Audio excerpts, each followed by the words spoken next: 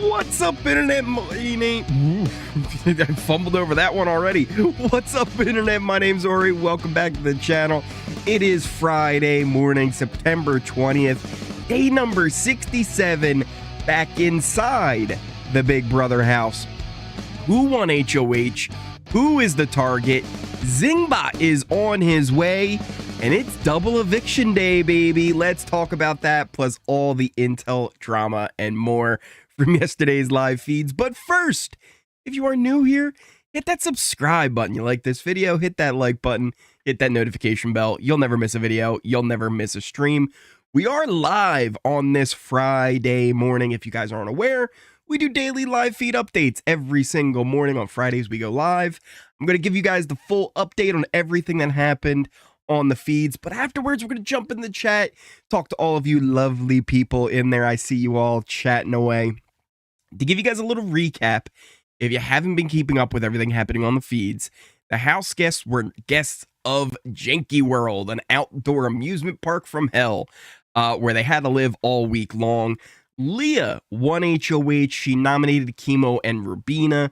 Angela won Power of Veto, and Leah won a chance to have a Janky veto, but she didn't actually fulfill the competition to use it. Angela, though, however, did use her Power of Veto, taking Chemo off the block. T-Core was nominated in his place. Now, before the eviction episode, there was a little bit of stuff from the feeds.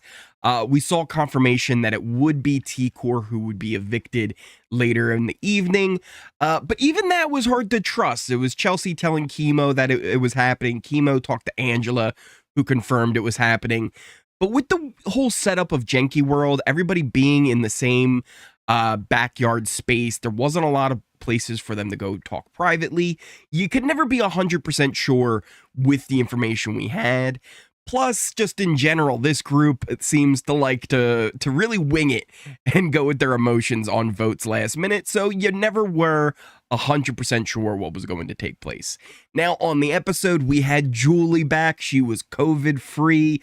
No more Jerry O'Connell. We weren't sliding into standing by the evicted house guest. And it was good to have Julie back. I did think Jerry did a great job, but always good to have Julie back. We saw recaps of Janky Week and the suffering that all the house guests went through. And also, they did make mention of Chelsea getting jealous again of MJ and Cam, kind of laying those seeds that the trio of them three, it's a little bit more fractured than people might think. Now, finally, it was time for the vote. And like we kind of thought going into it, that they would give T-Core at least one sympathy vote. Even Chemo had kind of flipped to being like, yeah, it's probably just best to see T-Core go. He was the only one to vote for her. It was a 4-1 eviction. And as she left, she told him not to cry. There was an HOH comp to compete in. Speaking of, there was a button set up in the house as she made her way through the empty house to head out the front door. I actually missed it. The whole kitchen table was gone and everything. But some of the people in the chat as we were watching live last night here on the channel, they pointed it out, and I was like, what is going on? What do you mean the table's gone? What do you mean a button's in the house? We found out later that was for the HOH setup. Julie ended up wrapping up the show, telling us that Chenbot was coming, and also Thursday would be a double eviction episode. Who do we got coming on in? Norma! Good morning, Ori. Buy yourself some tickets to Janky World. Get me something. Norma, I will get you a Janky World hat and a Janky World hoodie. We'll get you hooked up, Norma. Thank you so much for the super chat. So we found out that, again, Chenbot would be coming on in, and this week is a double eviction, baby. Let's go. It's going to be a good week, I think. Now, the HOH comp we saw the start of, it was the stacking competition where you have to stack different weirdly shaped objects on a thin little platform. There was an hour time limit and a little bit of confusion, at least on my end at first, of how exactly it would work. And it was kind of vague where they said the largest stack, but there were like the biggest stack. pretty much it was whoever had the most amount of those candies and locked in when they did so, they would be the winner. But I did like that each house guest were in their own individual room of the house. So like Cam was in the unicorn room, Chemo was in the bathroom, Rubina was in the kitchen. So they were all spread out around the house. And I liked that a lot because it didn't allow you to know if you were in the lead or not. You kind of had to just either go for it, lock in what you have, use all your time, whatever strategies you would have going into it. Even Leah was off separate. She was actually chilling up in the HOH room, taking a good little lay down in that bed she didn't get to use all week long. And so, yeah, I kind of liked how that competition was all set up.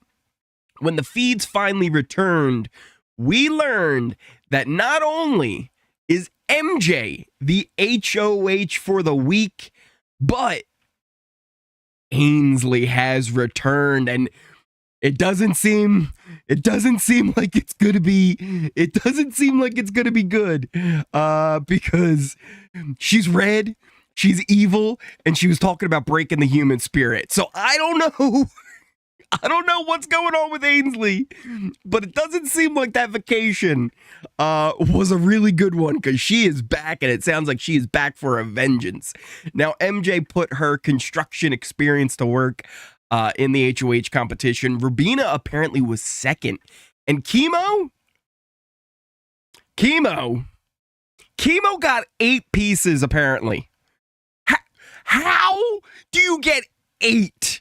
You have an hour to stack up these candies, and you end up with only 8 pieces? Or you, Chemo, what are we doing here, buddy? Just unbelievably poor performance from Chemo. Now, when we returned to the feeds, MJ was already in the middle of her one-on-ones talking with different people. We saw her meeting up with Leah, and she tells Leah, listen, the house wants Chemo out, but I'm not sure about his whole relationship with Angela. I don't want her to save him again, so I'm going to have to put him up with her. And if there's a replacement that would be needed, Rubina would go up on the block. Leah, at first, she doesn't say Cam or Chelsea, but she does tell MJ, she's like, you can beat Chemo and Angela in all of the other competitions, right? And then there's other people in the house that, might take the shot at Angela if you put her up. And MJ assures her, she's like, I don't think people are going to do that. Nobody is scared of Angela.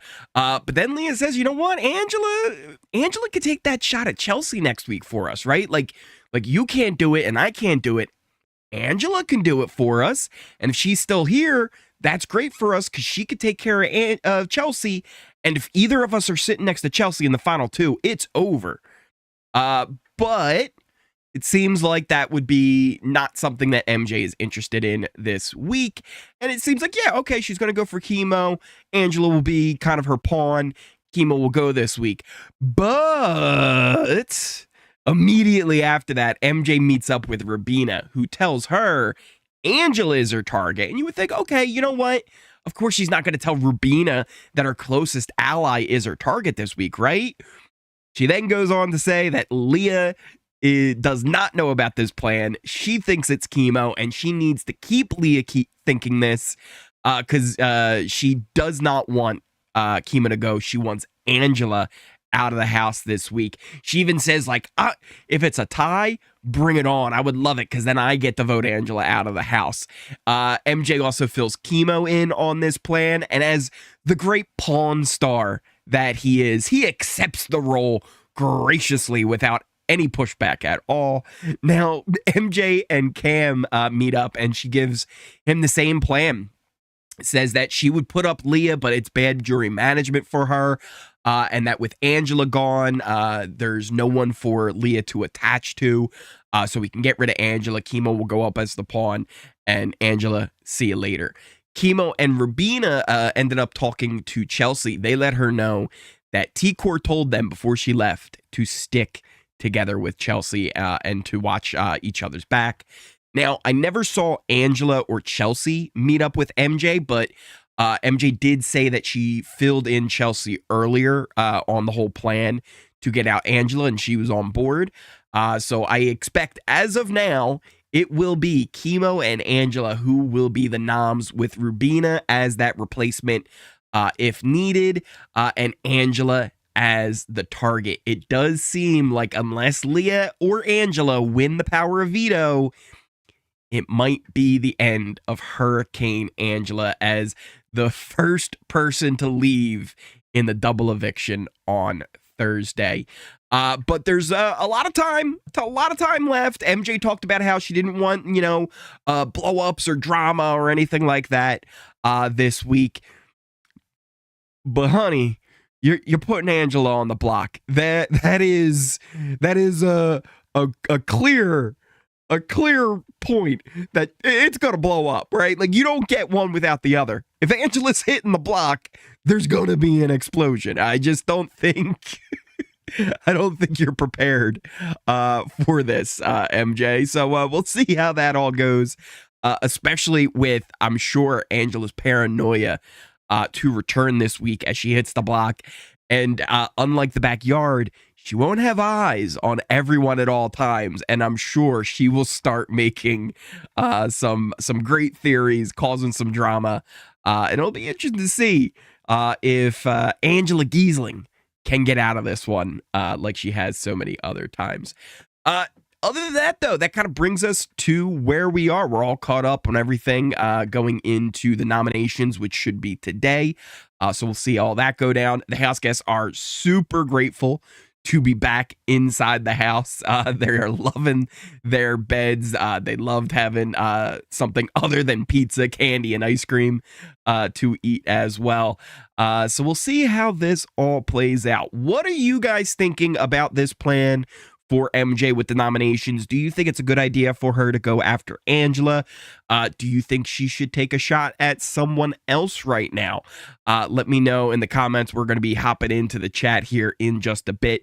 If you guys are new here, though, hit that subscribe button. If you like this video, if you made it this far into the stream, smash that like button. It lets the people in YouTube know that we're having a good time here, and that other people should check it out as well. Hit that notification bell. You'll never miss a video. You'll never miss a stream. We do have live feed updates every single day, first thing in the morning. On Fridays, we go live here on the channel, and then afterwards, we're going to be jumping in the chat here in just a second. On Thursdays, we do live reactions to the eviction on the channel, so those are always a good time. You're going to want to come on out, especially this Thursday with the double eviction. It's going to be a fun one.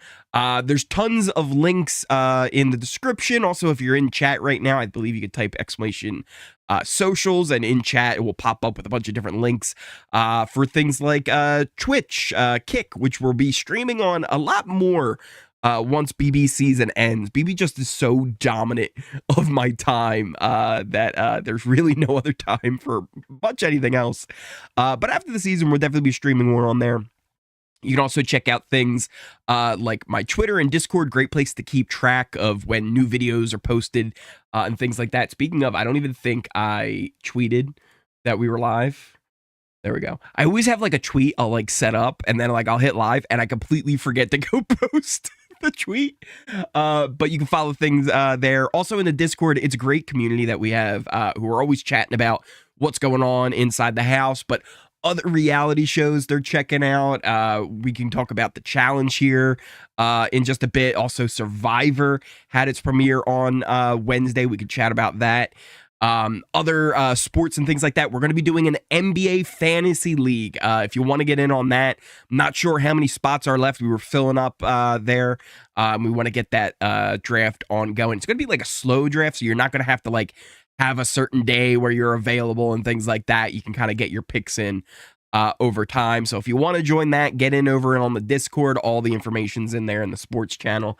But other than that, let's hop into the chat here and talk to you guys. See what you're all thinking about what's going on. What's everybody saying? Norma, I expect Angela to start giving her thank you speech for winning the game next week. Rachel says, I want Cam to win. Angela's going to be making some more poop of this week. I try not to use the S word on YouTube, but it pops out. It pops out all the time. I wonder, I would put up Leah and Angela. I don't think she'd get the votes to take out Chelsea yet. Chemo, Rubina, and Cam would keep her. MJ doesn't want to risk it with Cam. Put Chelsea and Angela up. Who is that coming on in there? We got Ryan coming on in, hitting that sub button. Ryan, you might not know this, but when you hit that sub button, we now have a secret alliance. Shh. Don't tell anybody. Me and you, we're going to the final two. You might hear some rumors about other things, but I promise, me and you, we're going to the end. We are on our way also to 15K here on the channel. Hopefully we can hit that here very soon. In the next couple of days, I think we might be able to officially have that. Let's see here. Get Chelsea out. As long as Chelsea doesn't hit the block, I'll be happy. Only thing he's done is the Cedric flip vote. What did I say? Chelsea out now or lose to MJ. I think I missed another one that was a comment to. Morrow, I see you there, buddy. Let's see. Where are we at here? Hope they don't warn them of the double eviction. Yeah, hopefully not. They usually don't. The houseguests are usually also pretty good at like guessing when it's coming. They were actually thinking it was going to be coming like this week and last week. They thought it would be a double eviction, so I'm sure they'll speculate that it's coming. But the worst case of that was on was it All Stars? Yeah, it was on All Stars when they did the first triple eviction. Julie comes and she's talking on the screen, and it says triple eviction still on the board back there. It was like, what are you guys doing? You completely ruined the surprise. So they were all aware that it was not just a double eviction, but a triple eviction. It was like, what are you doing? I know Zingbot roasts all of them. I thought the veto comp for Zingbot is BB comments. Maybe, could potentially.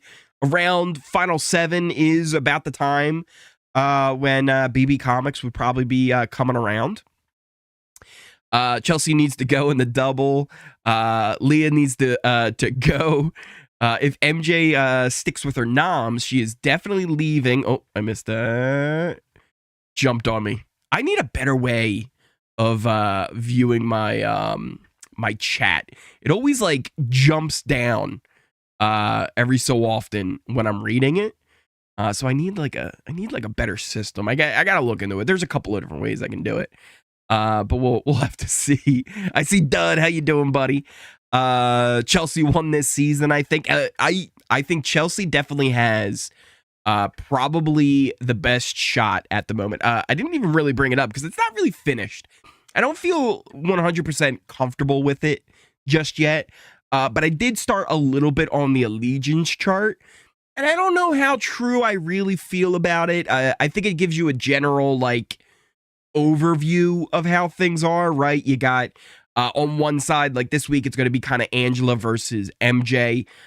Angela all the way over on the one side, MJ on the other. You got Chelsea and Cam who are over there with her. Leah falls on the Angela side, then Chemo and Rubina kind of in the middle. I would even say Chemo kind of is on the Angela side of things, even though he's probably going to be up on the block next to her. Rubina is probably a little bit closer to the trio side than she is the Angela and the Leah side, but they're definitely kind of in the middle of things. But again, I'm not exactly sure if I'm comfortable with how the things are falling at the moment. I still think Chelsea has, kind of the most social credit in the house, but it's definitely not the leaps and bounds ahead of everybody else that it used to be. I don't even necessarily think MJ has a lot of social credit. In fact, I'd actually say she's probably closer down next to Cam. And I think her, Cam, and Leah are all almost on the same level. But with the HOH, it always kind of elevates you a little bit higher than everybody else. But I think it's a good rough estimate. Well, I want to see how things kind of play out the rest of the day today, tomorrow, and we'll have a better picture on how everything's looking with that. But yeah, it's going to be interesting.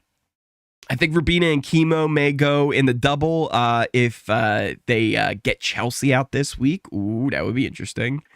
Okay, or remove your guy. You're getting too close to another player whispering about a final two. Classic. Let's see, where are we at here?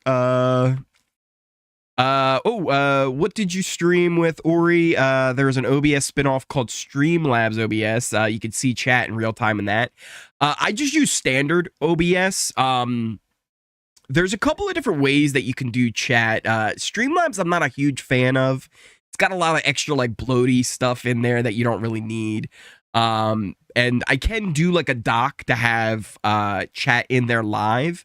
The one thing, it's kind of the same window that I already use. So what I really need is like a third party thing. I have Mix It Up Bot. I might try that out and see if that works. But definitely need a better system. Something a little bit cleaner for the chat. Is Cam holding back to explode and win at the end? Ooh, Norma. Here's the thing about Cam.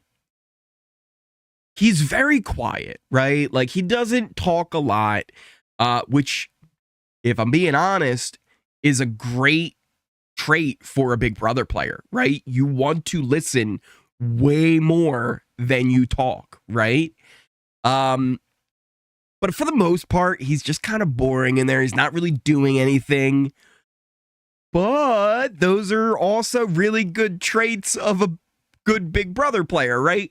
If the best players really kind of a little bit boring, right? Like if you're one of the really good ones, it shouldn't be exciting because everything should be really easy for you. And when Cam does talk, he usually has a pretty good handle on not just the dynamics of the house, but like what moves are probably going to be good for really not just him, but like who he's working with and everything like that. Cam was one of the first people that I actually heard call out T-Core, Rubina, and Chemo as a trio and being like, they're too strong, right? Like, we got to break that up at some point. And this was weeks ago. He was one of the first people to point that out. So he really has a good sense for the game. He's got really good traits that I usually like in, you know, a player who has, I think, a really good shot to win. And right now, though he should be kind of a target and should be considered a threat, he doesn't really seem to be at the moment, right? There's way more people who others are worried about right now, right? Like, I think people would be more worried about getting Chelsea out over him at this point. People are more worried about, you know, Chemo and Rubina going further than him right now. They're worried about Leah and Angela before they're worried about him. They're even worried about MJ before they're worried about him. Now, if he ends up on the block next to Chelsea, that could be a tough call for some people. I could see that being kind of like a 50-50 decision. But I think there's definitely a lot of people that would go, yeah, you know, at this point, we just got to get rid of Chelsea. Because if we're sitting next to Cam, at least we have a little bit better of a shot winning in the final two than we do against Chelsea, right? With Chelsea, it's over with.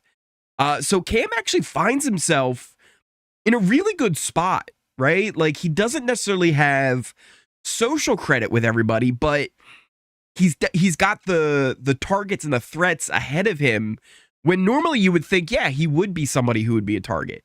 But also, he hasn't necessarily shown he's that great in the competitions either, right? Like, what has he got? One competition under his belt? Has he won more than that?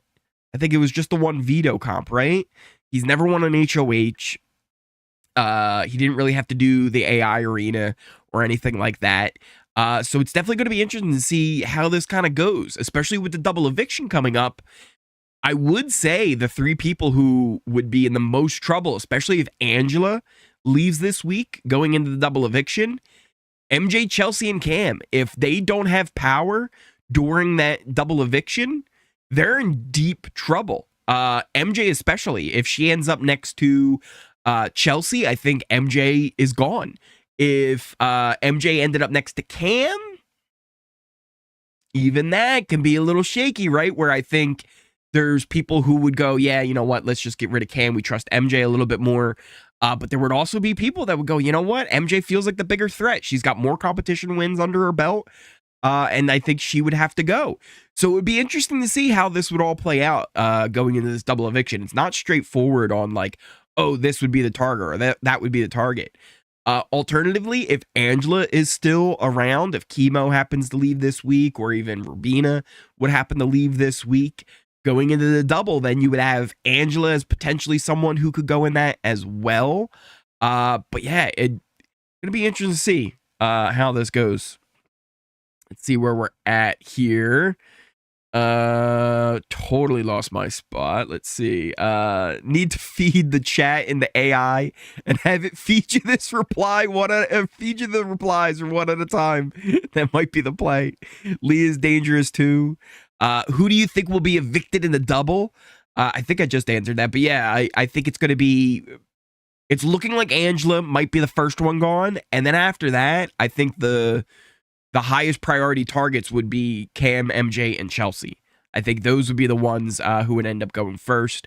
But there could also be like a thing where Chemo and Rubina end up putting Leah up on the block, and Leah could even go. It's really possible for almost anybody to leave in that second eviction on Thursday.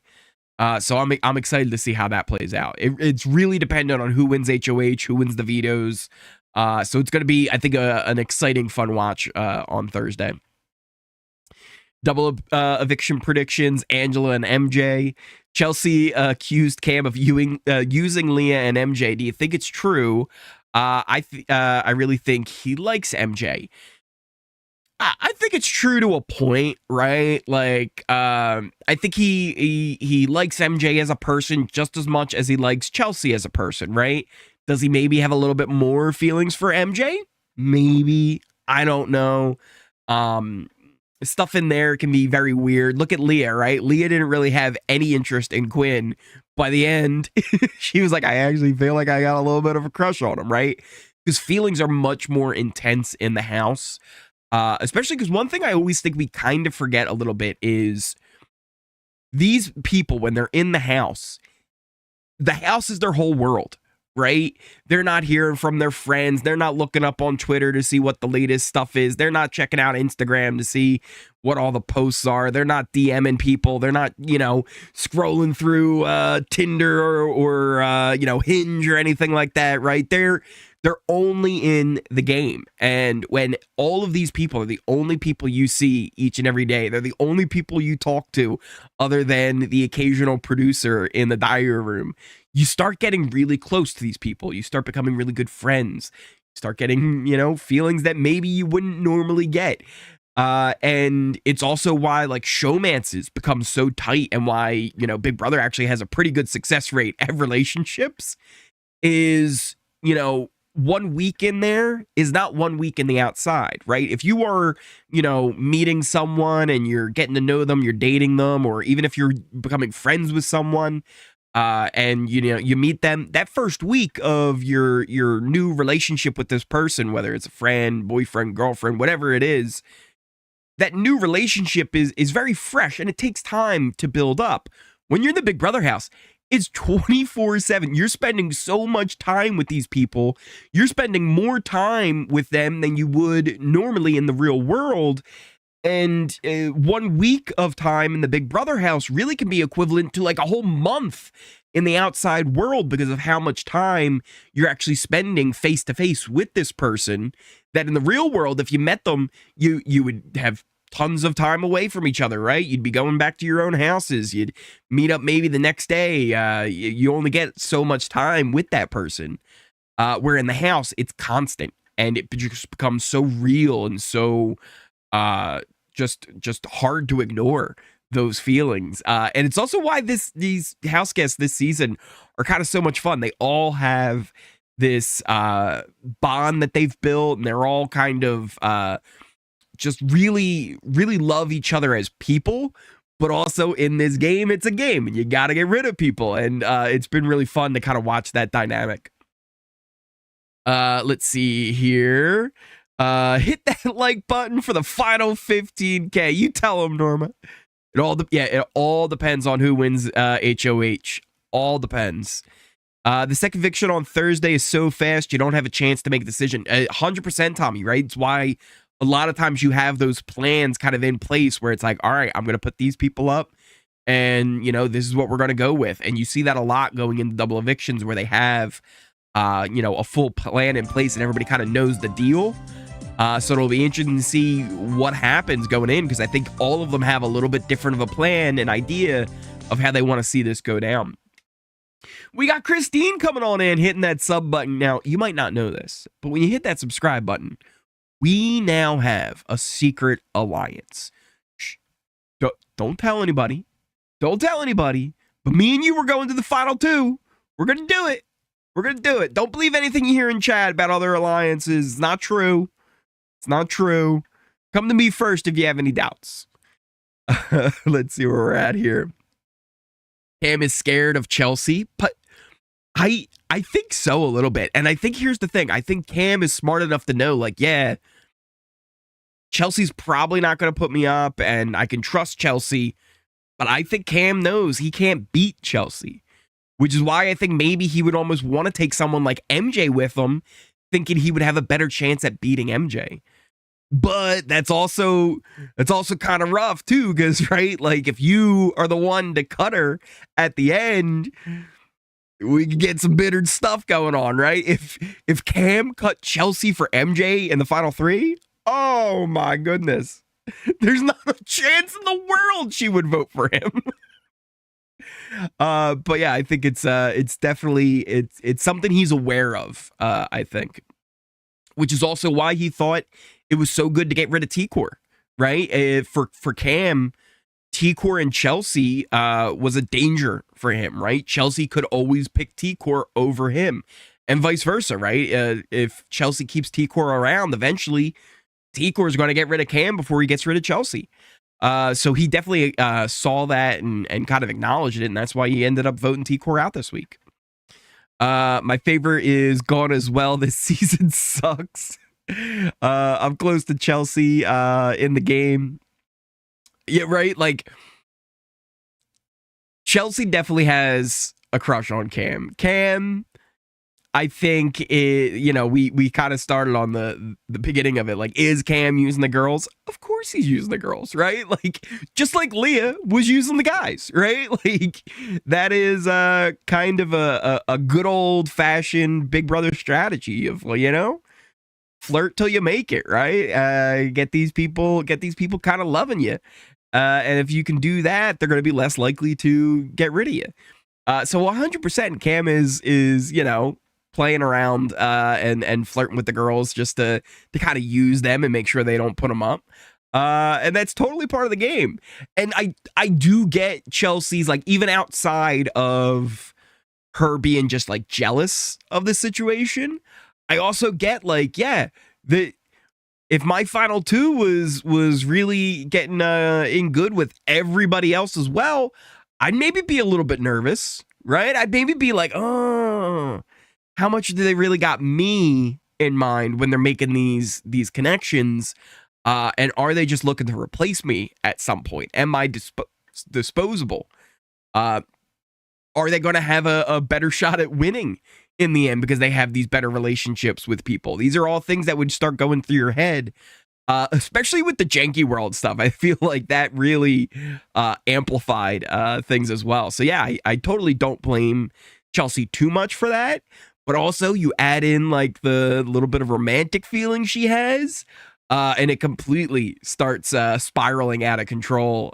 So yeah, it's going to be something interesting to watch, right? Maybe even Chelsea would take that shot at MJ to make sure that Cam doesn't have that out, doesn't have that escape route or option anymore. So it would be interesting to see how that all plays out. Let's see here where we at.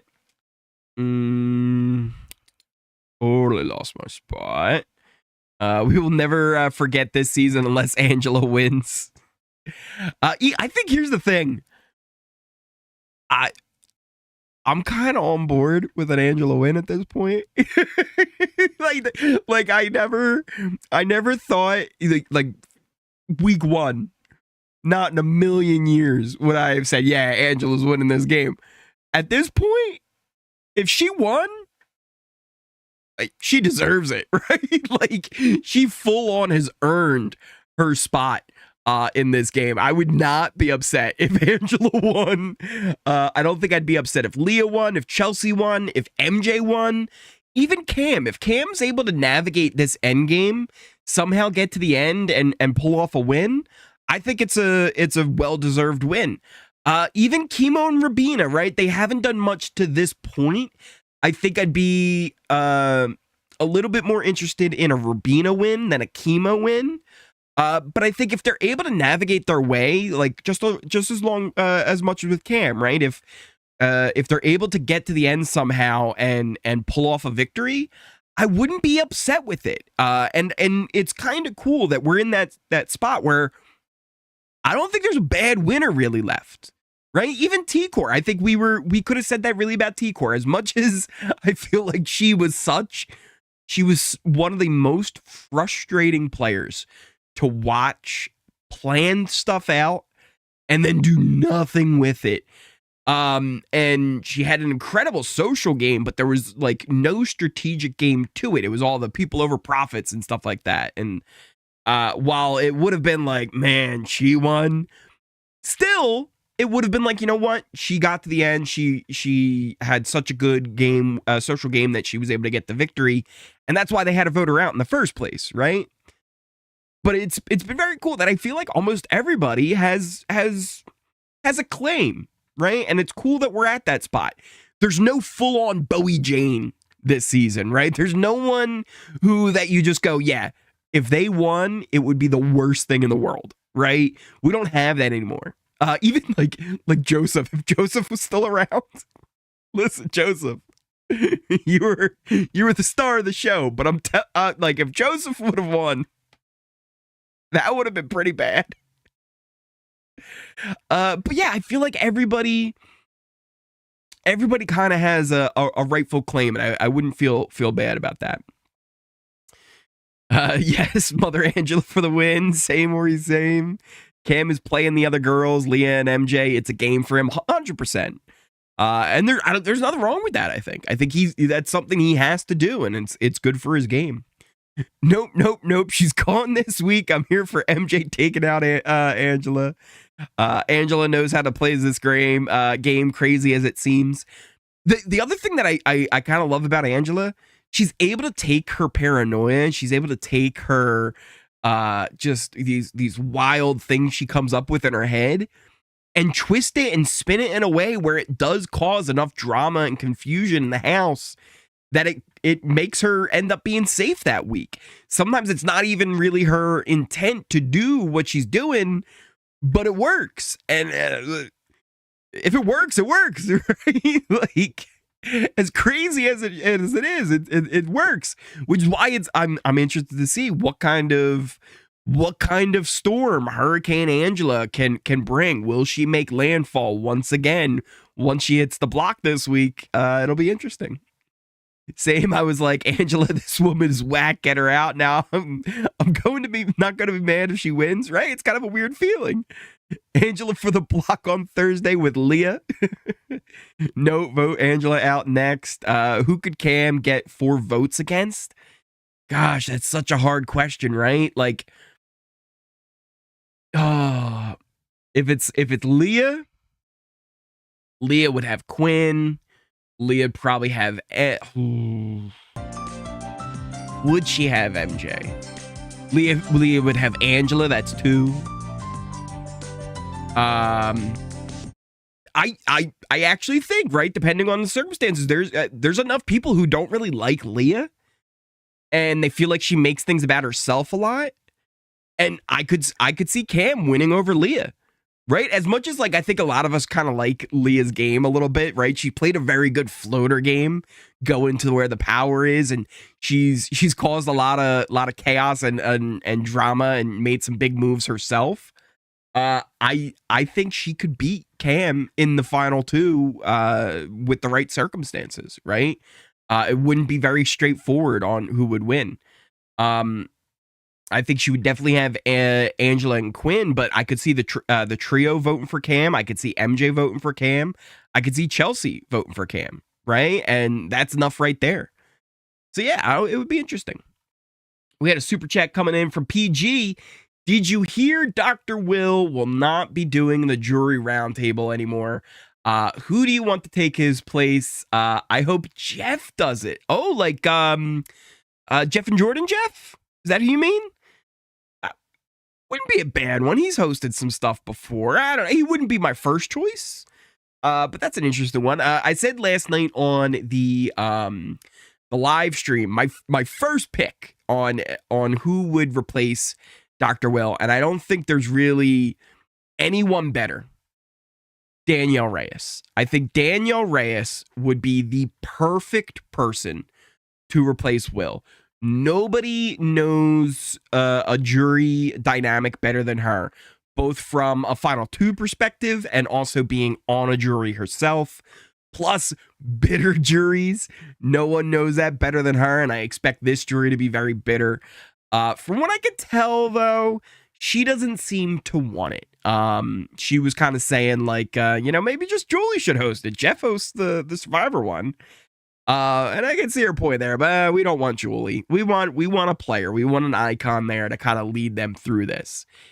And one of the other things that I really want in this is someone who will get the jury thinking about the game and past their emotions, right? Someone who will try and push them to more of a logical decision than an emotional one. I saw somebody put Tiffany in the chat. I think Tiffany would be great. Tiffany's someone who I think, while threw her game away, I think was someone who really gets the game. I think someone like Vanessa would be fantastic. Rachel, while entertaining, I don't know if she would do what I was just saying, where she would get someone to think outside of the emotional and more about the game. I feel like she might lean into the emotional side of the jury vote. Cliff would be great. I saw Derrick, while he would probably do what I'm asking, where he would get people to focus on the game and how people made moves and stuff like that, I don't know if he would be as entertaining. Like, he does great with, like, all the other stuff he does with, like, the podcasting and stuff like that, and he does, like, the true crime podcasts and all, and, like, he's got a show on, like, True TV or something like that. I think he'd be great in leading them the way I would kind of hope that the jury moderator would do it. But I don't know if he'd be as entertaining with it. Corey would be great for logic. Wouldn't be terrible. I just feel like he's not at that upper echelon.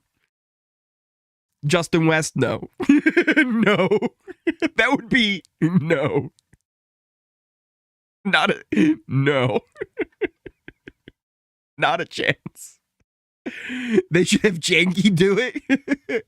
What about Heisem? Again, Heisem's another one. He's on that same level with Corey, where I think he'd do a great job. Right? I love, has anybody seen, I think he posts them on Instagram. I'll see the clips sometimes on Twitter that people will, like, rip and post over there, because I don't think Heisem has a Twitter.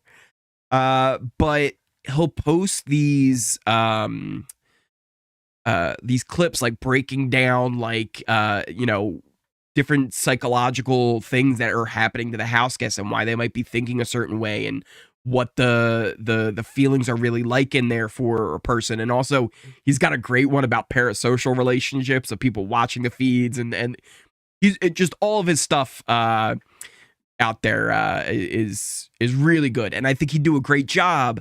I just don't think he's on that level, right? Like, he's not someone that I can think is I can put up there in that upper echelon of players that would do it.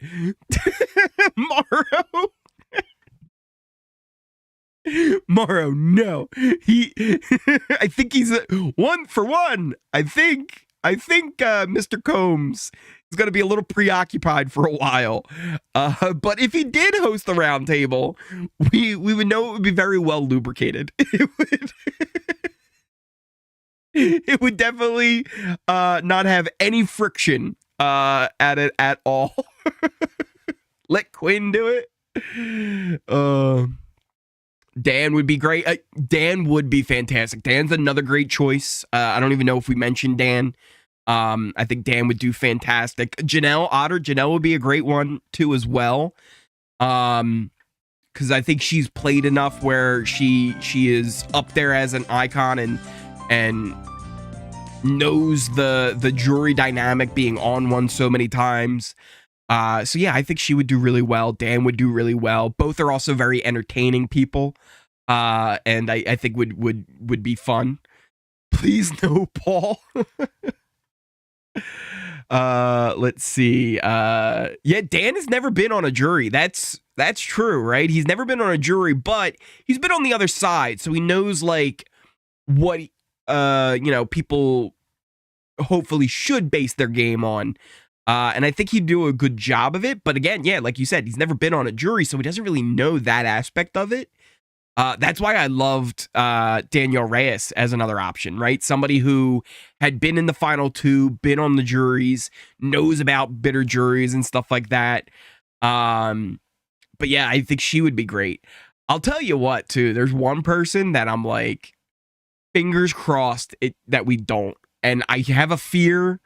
It would be this one person, but I really don't want it. I really don't want it. And luckily, I haven't even seen the name yet in chat. So it's good to see that nobody else is pushing this either. I had a fear, but I'm glad that nobody's pushing it. Evil Dick. Oh my God, Evil Dick. Shima. Dina.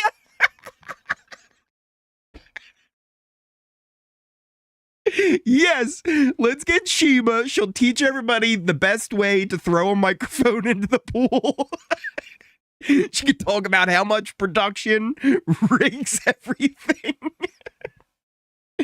Guys, if you don't know, Dina the Explorer there in chat, she's awesome. She has her own YouTube channel where she covers Big Brother stuff as well. Definitely check her out. She's awesome. That one, Shima got me. That was a good one. I would love for Dan to do the round table. I think Dan has the job if he wants it. I think so, right? I think he would 100% have it if he wants it. I just don't know if he does. I'm not sure if he does. Ainsley hosts it. I would love for Rubina to win veto, take chemo off the block, and MJ to lay all her cards on the table right before double eviction. Oh, Aaron, I love the way you think. I love that scenario. Someone was asking if Taryn would, and he said they asked if he asked. Yeah, don't ask him. Listen, don't ask him. let's not ask him. Nicole, Tyler wouldn't be bad. Hannah, you know what, Chada? Yeah, you know what? I think she's another one that I don't know if I can put at that high enough echelon of players where she should do it, but she would know her stuff, right? I actually think, you know what? I think she wouldn't be bad. She's entertaining, right? But I don't think I can put her at that level. Both Jeff and Jordan together, I don't hate that. That would be kind of interesting. And it would be kind of funny if Jeff and Jordan like don't agree on like a point. if they're in conflict while the jury's in conflict, that would be kind of funny. Let's see. How come it did? Oh no. Well, Brandon, thank you for coming on in and hitting that sub button. Is that it? Oh, well, I did see one here that I don't know if I saw. Corey coming on in, hitting that sub button. Thank you so much. We now have a secret alliance. Brandon, don't forget, we now have a secret alliance. Shh, don't tell anybody. And then we had Morrow coming on in, joining the channel with a membership, an official Oreo for 11 months. Ori meme for the round table. Thank you so much for joining the channel. If you guys don't know, you can join the channel.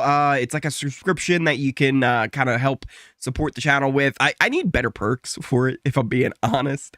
But you do get things like the Joseph emote that you can use in chat if you want. You also get your name a different color in chat, which I'll be honest does help me see your chats a little bit better.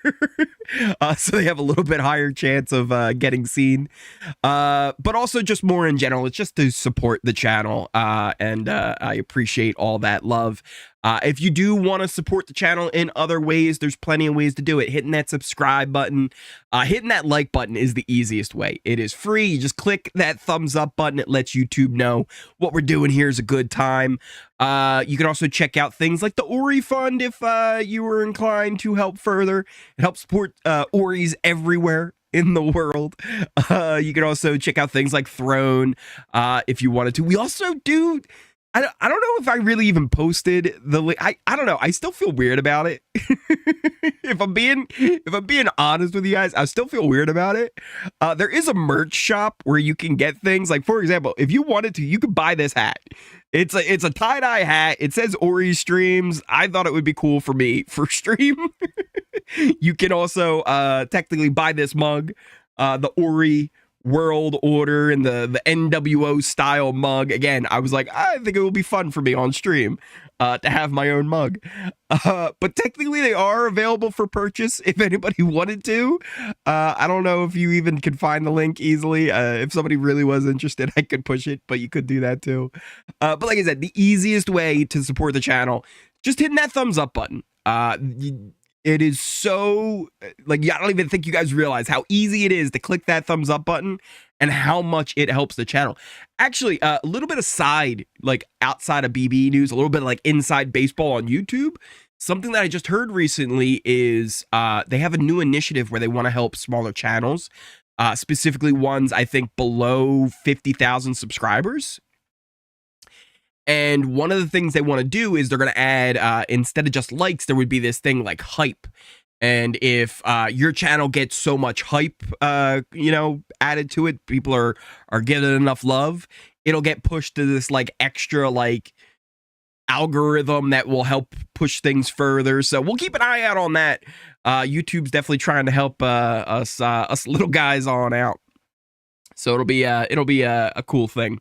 But yeah, we are on our way to 15K here on this channel, which still I am just so thankful. Even one person watches my videos. It's still wild that we get so many of you guys who enjoy what we do here. So I'm incredibly grateful. Let's see where we're at here. We're in the finals together. Ori, tell us who. Okay, I will host it. Watch them make the final round table. Tucker. Jesse. Oh, get Mr. Spectacular. Yeah, get Mr. Spectacular in there. How about the other half of Chilltown? Oh, Boogie.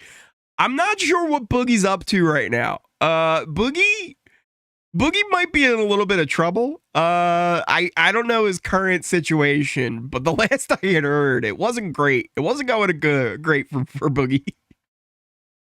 Jeff probes he should totally host the round table. He would probably ask good questions and give prompts for good discussion. AI glitch, host swap. Here's the thing about Jeff. I think Jeff is a great host. I think he's a bad showrunner. I don't think he's helping Survivor at all. I think he's hurting Survivor running that show, being a producer and getting his ideas in there. Who do we got coming on in here? Brandon hitting that super chat. Just wanted to say I look forward to your videos. Excuse me, every day. Thank you for all your hard work on here. And go Birds! Let's go Birds. It was a rough one. Listen, I was a little heartbroken on Monday night. It was a rough one. But hopefully this weekend they can bounce on back. Thank you so much, Brandon, for that super chat. I appreciate it. Super chats, another way you can help support the channel as well. Also, it's a great way to make sure your comment gets seen. Where are we at here? How about Ori for the round table? Hey, you know what? It's not a bad idea. That's not a bad idea. Is Boogie in jail? I don't know. I don't know what Boogie's up to right now. I know he was in some trouble. I know there's a restraining order. He can't cross the street in Chilltown. He has to stay on his own side of town. Will's got to stay on his own side of town. So yeah, I'm not sure. I'm not sure about that. Oh, what about do you guys want to talk about Survivor? Yeah, I was talking about it a little bit there. Oh no, Phil. I finally saw somebody mention the name. Listen, somebody mentioned the name in chat. I don't even want to mention it. I don't even want to mention who the name is. But there's one person that if they choose them to be the host. No, Michelle. No. Please don't put that into the universe. Please don't put that in the universe, Michelle. I'm begging you. Why he was stalking Will Mimi. Yeah, so from what I've heard, after the show, Boogie did some investments in like restaurants and stuff like that. Was doing well for a while, then started not doing so well. I think some drinking, maybe some other stuff was involved. Financially, he wasn't doing well. He really wanted to do Amazing Race with Will, but Will didn't want to. And apparently he was texting him saying how much he was hurting Boogie, and that, you know, Boogie, you know, needed him to do this, and him not doing this was taking money out of his pocket. He started making like threats on Will and his family, I think. So it was like a big thing. So they do not talk anymore. I thought of something to break Chenbot on live TV. When Julie asks if they are ready to start a live comp, just respond with, I shave.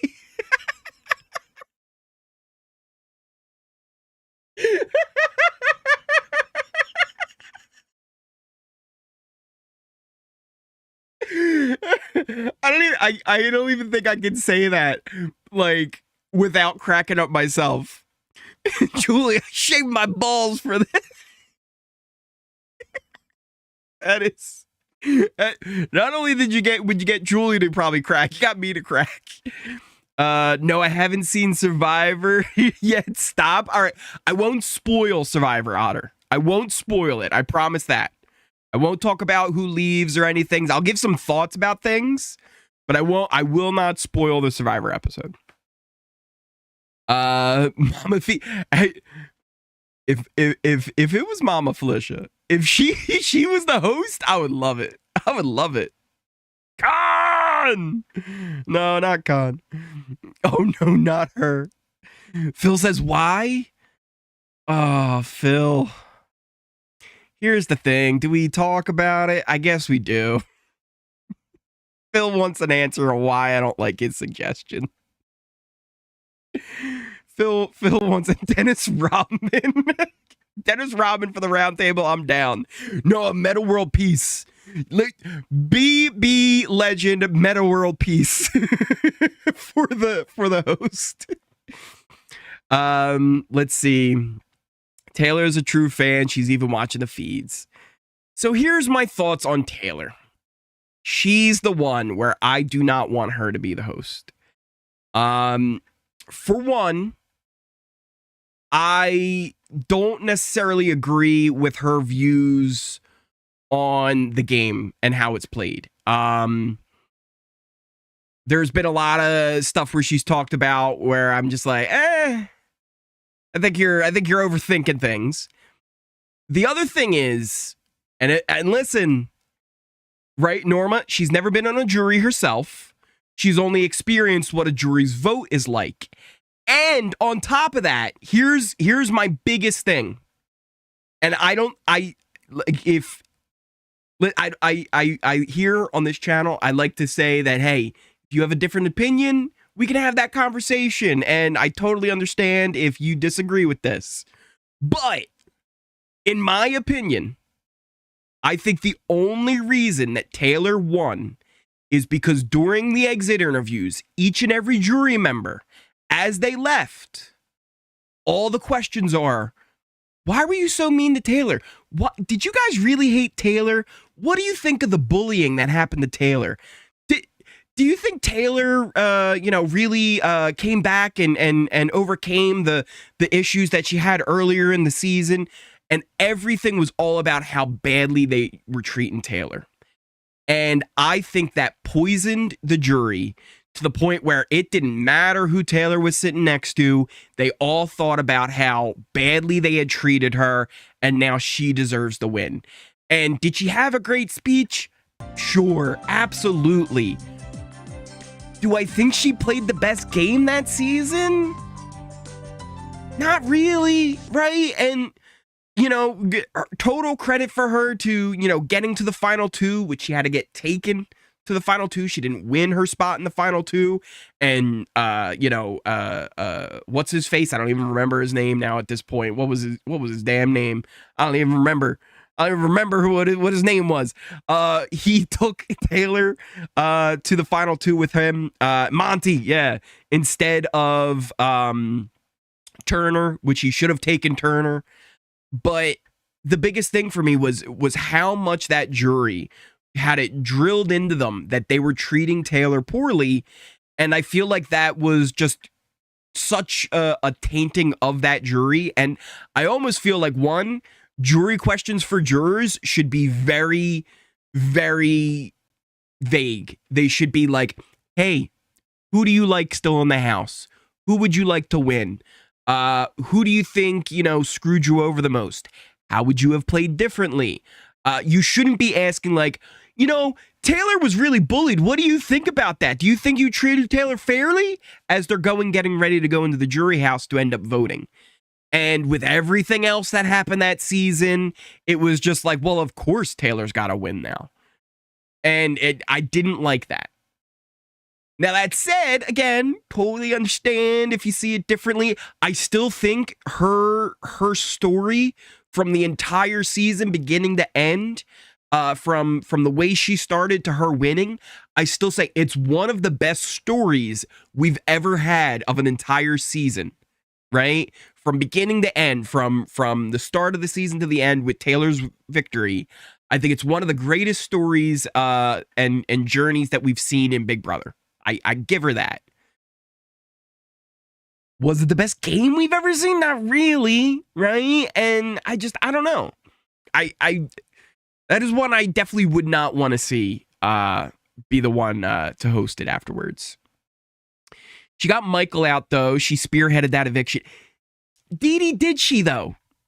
Did she? Because here's how I remember it. I remember Monty and Turner winning HOH and veto, and I remember them, without Taylor, talking about how Michael needs to go. So, yeah, was she in on it? Sure. But did she spearhead it? I feel like that was twisted. There were a lot of people that were pushing that, oh, this is all Taylor. Taylor did this. Turner and Monty knew what they had to do. They knew going into that double eviction, they knew what they had to do. So it's like, did she spearhead it? Same thing can be said about T-Core and Chemo flipping and getting Cedric out over Rubina. Did they really flip?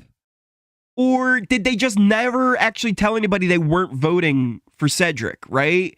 Like, they just kind of played both sides. And even before that, it's not like they went to Tucker and been like, Tucker, we got to keep Rubina. Or they went to, who else voted Cedric out? I even forget. Was it MJ? It's not like they went to him and said, listen, we got to flip and get Cedric out. They didn't really have to do that. They just went along with the vote because they wanted to keep Rubina. So, people were saying T-Core, spearheaded the flip on Cedric. It's like, did she? Right? If you're just a part of the plan, are you really just kind of spearheading, or are you just part of a plan? Which still, don't get me wrong, right? It does, add to your resume, but it's like, did you? She did spearhead it if you watch the feeds, Phil. Listen, what I do here is watch the feeds. I cover them. I watch the feeds. Did she have conversations with Monty and Turner? Absolutely. Did Monty and Turner have these conversations way before? Yeah, Absolutely. They were talking about it for weeks before it happened. Weeks.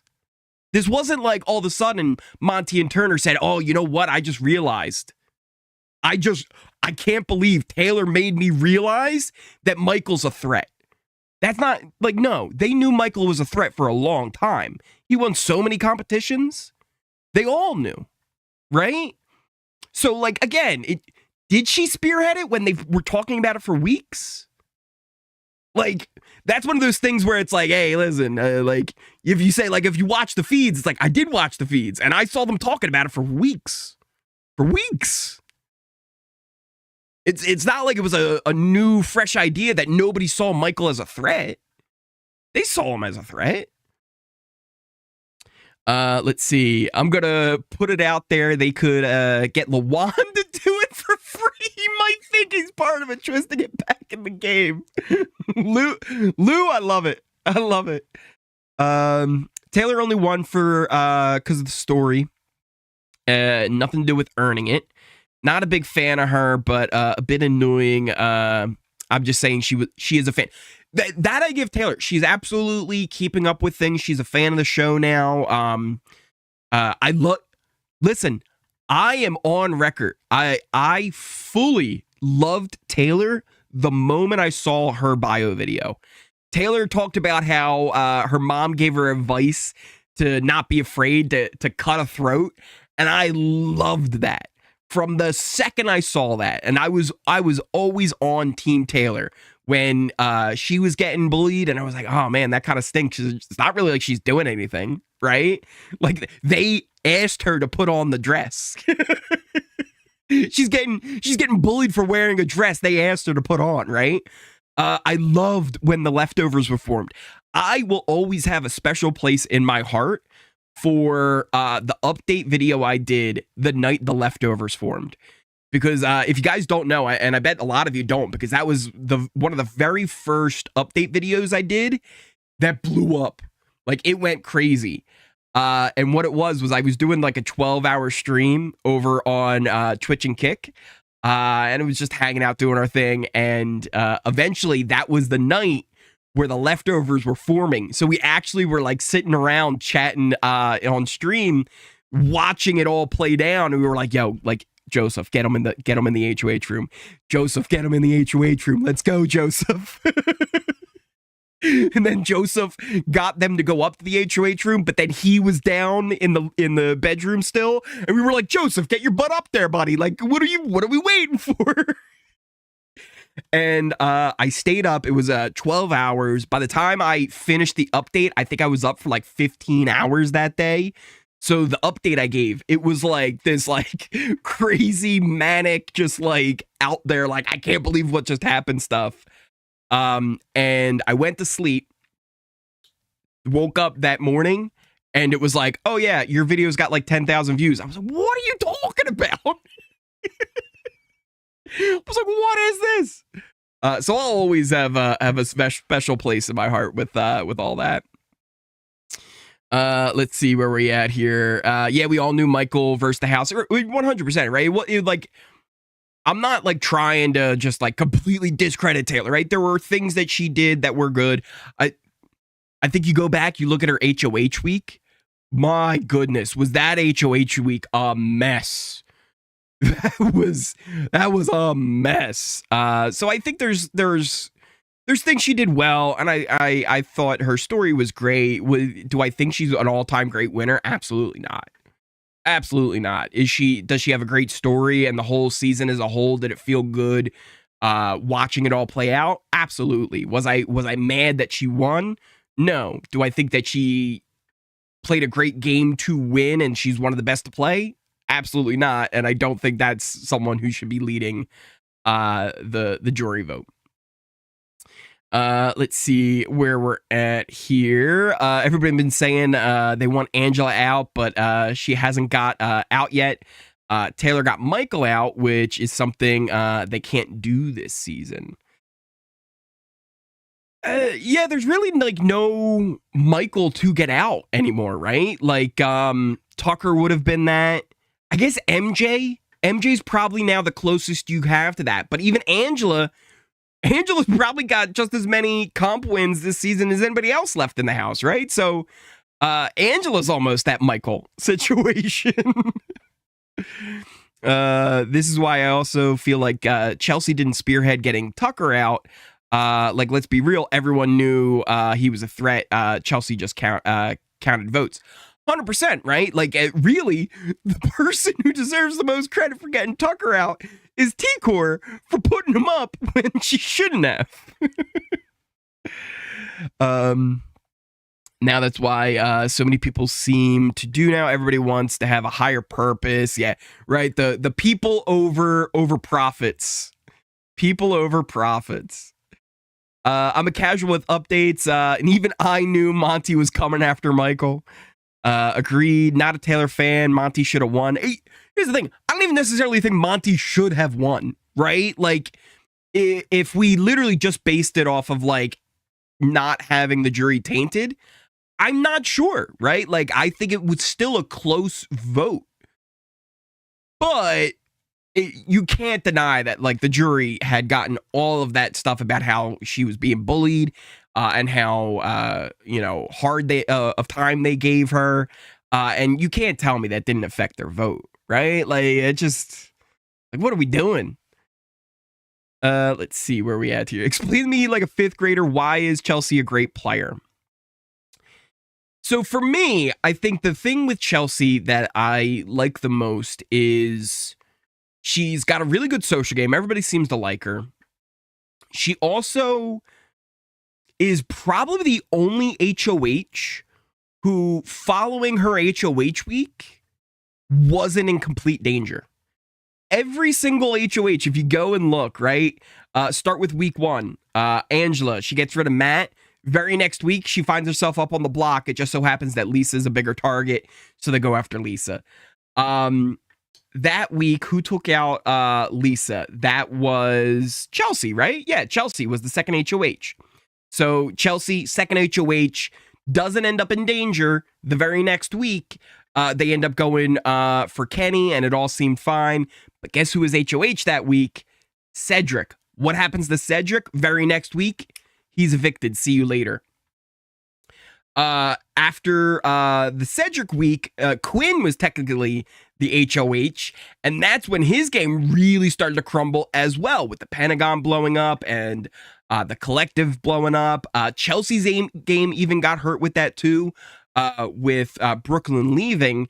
But again, not Chelsea directly. Chelsea always kind of stayed pretty good. After Quinn got rid of, who got rid of Brooklyn? It was Tucker who got rid of Brooklyn. What happens to Tucker? Very next week, he's in trouble and he's in danger because T-Core ends up putting him up. What happens after that? Well, you know what? People start to notice the trio, and Quinn, instead of going for the trio, ends up taking out Joseph by a weird mistake, even though he was going for Angela. But it still set up the trio to be in a worse position because people started to realize what was going on after Tucker left. And now you kind of end up with Quinn going out and then T-Core going out because Quinn's HOH was just a mess with Joseph. T-Core's HOH was a mess getting out Tucker. And it was kind of a theme. Each HOH, even now this week, Leah, she's going to end up kind of in a little bit of a worse position this week because she's probably going to end up losing Angela. It might not be herself who goes, but there still could be a chance if there ends up having to be a replacement nominee with different things. Somebody pointed out earlier in the chat, right? What if Rubina wins, takes chemo off? Well, then what does MJ do, right? Does she put Leah up? So I think Chelsea did probably the best job of not being in those bad positions after her HOH. And when she was in a bad position, she quickly pulled herself out of it. I think Chelsea was at her lowest after the Cedric vote. And that entire week, she was like spending it all in the back in the rock room. She realized very quickly, like, oh, I can't just stay back here if I'm comfortable. I got to get out there. I got to make connections. I got to get everybody on board with things. And I think a lot of people always look to her as someone they can trust. I think she's thought strategically about things and like who should go when, and making sure that, you know, the right votes are going the right places. But again, I think you've got a very valid point. Did she spearhead it? No, not really. We all knew that Tucker was someone that had to go. Quinn was just as much on board with getting the votes together as Chelsea was. But Chelsea did do the legwork of getting it done. But yeah, overall, I just think she's positioned herself in a very good spot with almost everyone in the house. She's always been in a good spot. And to me, that's what makes her the best player this season. That said, it's not exactly a high bar. It's not exactly a high bar to be a great player this season, because so many of them are just so messy and so terrible. But I love them. They've been so much fun to watch. But I think hopefully that gives you a little bit of an idea on why I think her game is probably the best at the moment.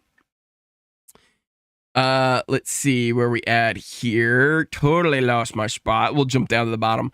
There's no doubt Angela has the best resume. Her still being in the game is due to Tucker. And then the stupidity of the house. I know we're over it, but I still vote for Arissa Cox as the jury roundtable host. Just putting it out there in case anyone is listening. Arissa would be great. The one thing I don't know is like contract stuffs are always weird, right? Like I'm sure she's still probably under a deal with Global and all that stuff up in Canada. I said she would be a great replacement when they needed one for Julie last week, but it being so last minute, totally understand why that would have probably never been possible. But yeah, she'd be a good host for the roundtable. She's also a fan. She's done the hosting gig before. Sure.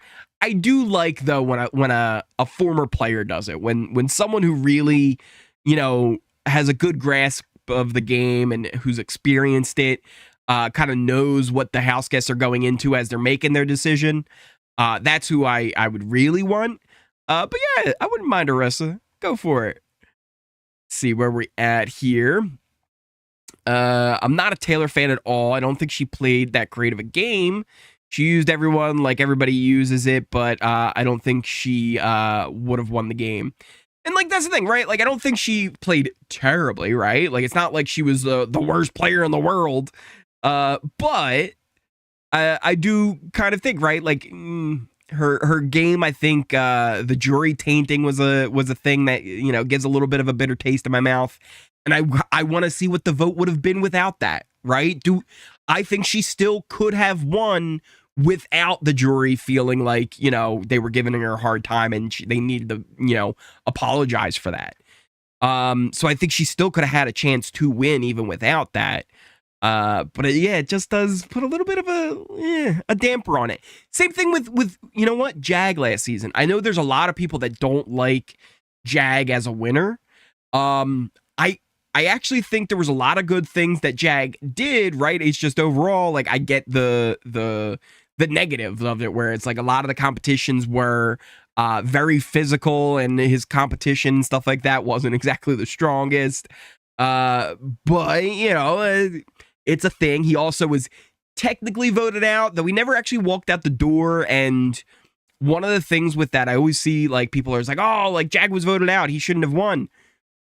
If you go back, because of the twist and because Matt told Suri, they planned on it being Jag, knowing he wouldn't actually be leaving. If that wasn't a twist, Blue would have probably been evicted that week, and she would have walked out the door perfectly fine. Because one of the big things was Suri wanted to break up Jared and Blue because she thought that was really bad for Jared's game, and she didn't want him getting his head all messed up. So I kind of think like, yeah, you know what? Jag got evicted, but did he? Because they knew he was walking right back in the door. Everybody knew. Right? It wasn't like it was some secret. Like almost everybody knew what was going down. And the people who organized the vote all knew it was happening. And one of the things I did like about Jag, he was so bad in the beginning of the game. I remember I made like a meme. It was from Succession, where he was called them all like not serious people, and I made a meme where it was him saying it to Jag, Matt, and Blue. Because it was like, these people are clueless, right? But one of the things I kind of liked was him and Matt. They learned on the go, right? They were being lied to, manipulated, and then they realized, wait, we're being lied to and manipulated. We can do that too. And they kind of learned to play Big Brother on the fly, and I thought that was kind of fun. Is he one of the best winners ever? No. He's probably, like, if I was doing like rankings, I probably should do that at some point. I'd actually probably put Taylor and Jag in like similar ranges, right? Where I think they had like really good stories.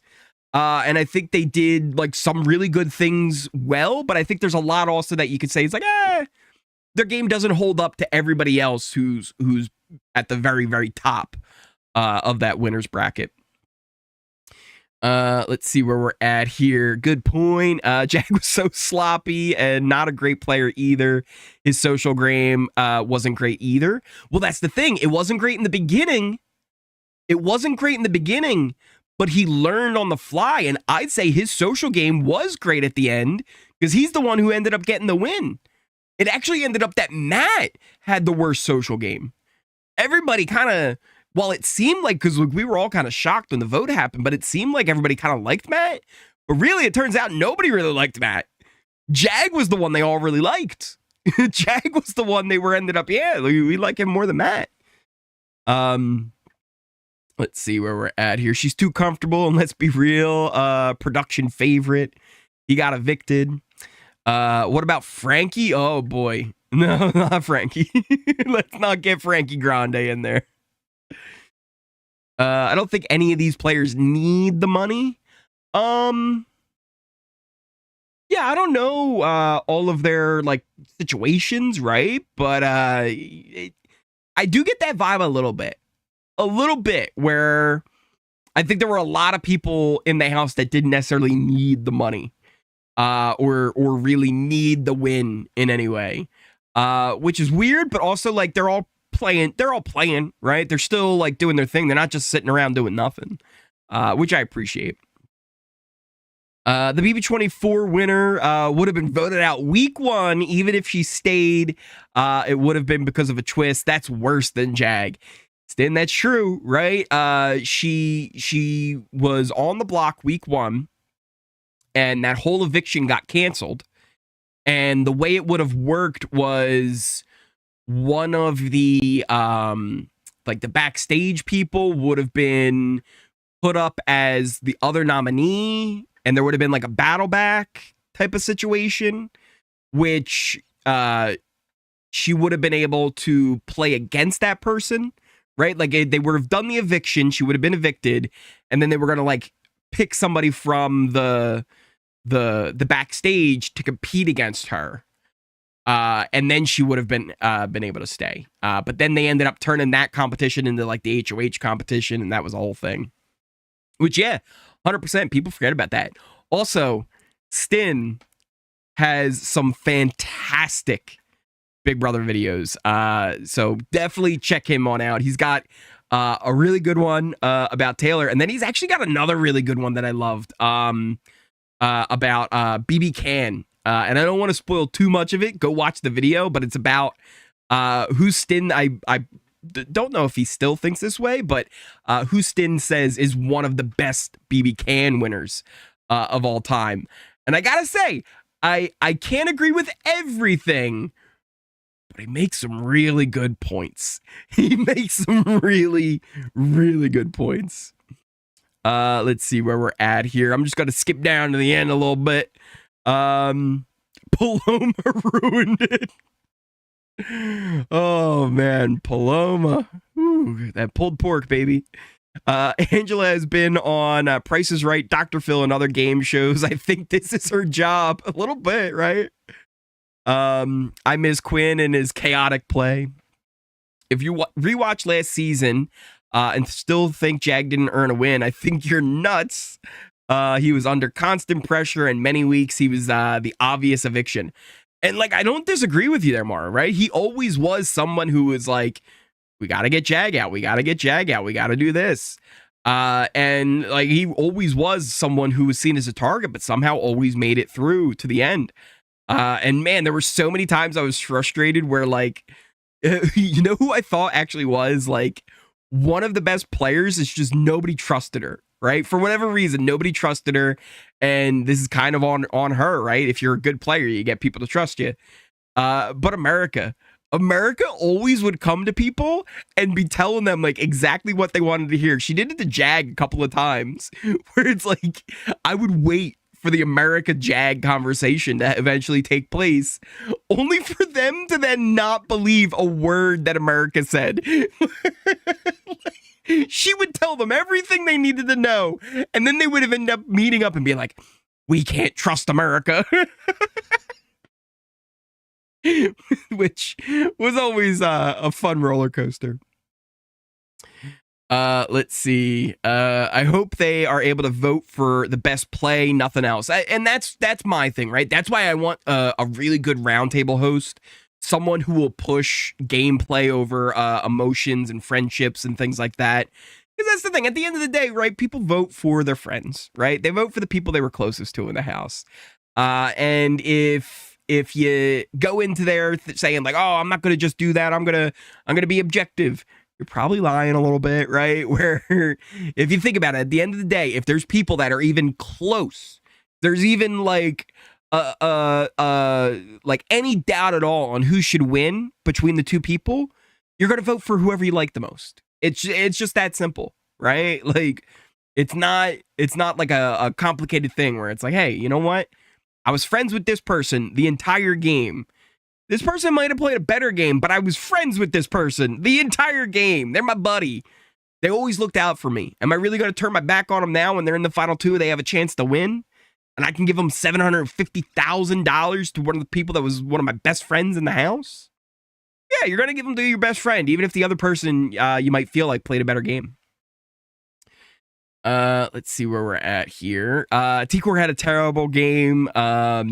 She is a very sweet girl. I cried my eyes out when she turned around before she left. I really do not disagree at all there, Michelle. I think T-Core is very sweet, right? There were lots of people kind of babying her a little bit, especially in my comments, and wondering what issues I had with her. My only issue with her was I was so frustrated watching her play, always having all the info and all the ammo she needed and never doing anything with it. And it was just so infuriating. And then like a big thing, right? Like I see people say like, oh, you know, I saw someone on Twitter say, you know, getting Cedric out was best for her game, keeping Rubina. And that Cedric wouldn't have been loyal to her at all. And my big counterpoint to that was, well, that week, Quinn was HOH. T-Core had all the ammo she needed about Leah throwing Quinn under the bus, talking all this trash about him, saying how like he's got this thing for her and she doesn't and she really likes other people. And she had all the ammo she needed. She talked about it over and over about how we need to go talk to Quinn. We need to make sure he nominates Leah over Rubina. We have to make sure this happens. And instead of doing that, instead of making sure that's what happened, and she went and at least attempted to make sure that Rubina didn't touch the block so she didn't have to make that decision to vote out Rubina over Cedric, she sat on her hands, did nothing. Then, when it came time to the vote, it was like, well, we don't want Rubina to go. If only we would have done something to make sure that we didn't have to vote out Rubina or Cedric. And if she would have, if T-Core would have went to talk to Quinn, gotten Leah up on the block instead of Rubina, Leah would have been evicted that week, and she wouldn't have been HOH to put T-Core on the block this week. A little bit of butterfly effect action, right? So, yeah, I just don't think T-Core had a great game. I think she had a very skewed idea of how she thought her game was. One of her big things was that she never flipped on anybody. They flipped on her first. What? So yeah, it was very interesting and infuriating watching her sometimes. But also, again, sweet person, right? Lovely girl. But as far as a player, I think didn't really have a great idea of the game. And also, I wasn't a big fan of the people over profits, like not throwing people under the bus type of stuff. Like, come on, at the end of the day, you're there to win $750K. If you're not there to win $750K, get out, right? Like, I want people who are there to win. Even like we were just saying in the chat, somebody said earlier, I don't think anybody necessarily needs the money anymore. Probably not. But if they don't want to win the money, if they don't want to win the game, see you later. Go home. Go to jury. I want people there to win the game, whether you need the money or not, right? Dr. Will, you really think a doctor who now does all this plastic surgery stuff, he's making hand over fist, right? Even back then, though, do you really think he needed to win the money? No, he just wanted to win that money, right? Like, and that is kind of who I would like to see still in the game. It doesn't matter if you need it, just that you want it, right? If you want it, if you want that crown at the end, that's what I really care about. See where we're at here. T-Core did tell them to trust Chelsea, so I'm sure they'll want to lock in with her. Yeah, I saw Chemo and Rubina talking to Chelsea about that T-Core told them to stick together. Everything happens for reasons. We never know truly why. 100%. I think Leah needs to be on the block during double eviction. Ooh. When T-Core watches the show back and sees she was actually wrong about Quinn, he had her back. He did. And that was a thing, too. He was trying so hard to work with the visionaries, and they ended up, flipping on him, ratting him out, and not trusting him. Let's see. Ooh, totally. I lost my spot. Where were we? Leah had never been on the block yet. Only person. That's true. Leah is the last person to touch the block this season. Hasn't been nominated, and I don't expect her to be nominated this week either with MJ as HOH. We'll see what happens going into the double eviction. There's a potential that she could go up depending on who won HOH then. So we'll see. Let's see here. Hope MJ keeps her loyalty to Angela, Lee, and Chelsea. Cam and puts up the other two again. Then the house can evict the renom, and it won't be MJ's fault. I think T-Core is immature in many ways, although she seems very nice. That's the thing. She was very young. She's only, like 23, 24, maybe? So yeah, 100% very young, very introverted, right? Which I've also always said too, like, you don't have to be this big, huge personality who's extroverted and, always, talking and being the center of attention to be a good Big Brother player, right? You could be quiet. In fact, actually, some of the best Big Brother players are the quiet ones who I said listen and do way more of that than they do of the talking. But yeah, I think there was a little bit of timidness in, standing up for herself and what she actually wanted in the game and being afraid of doing that, which I think was something that would come with more age and experience and just being more confident in, what your thoughts are and your plans are. But definitely, I think there was a little bit of that to it. Where are we at here?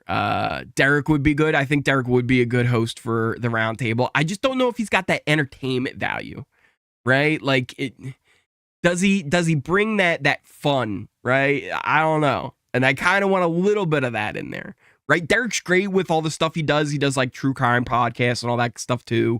I know he was doing the Winner Circle for a while, but he's super busy with all of his other stuff going on. So yeah, he'd be great, but I don't know. I think there could be other options. Jackson Mixie wanted to win. He was going through a lot on that season too. Not my favorite season. I'll be honest, I didn't actually finish that one live. I finished that one after the fact. That was the one season of Big Brother I gave up on. I fully just stopped watching. BB21 was rough for me. Like Kenney didn't want to be there, then changed his mind. So many others have wanted to be there. Leah's dangerous. Renom Leah's top choice.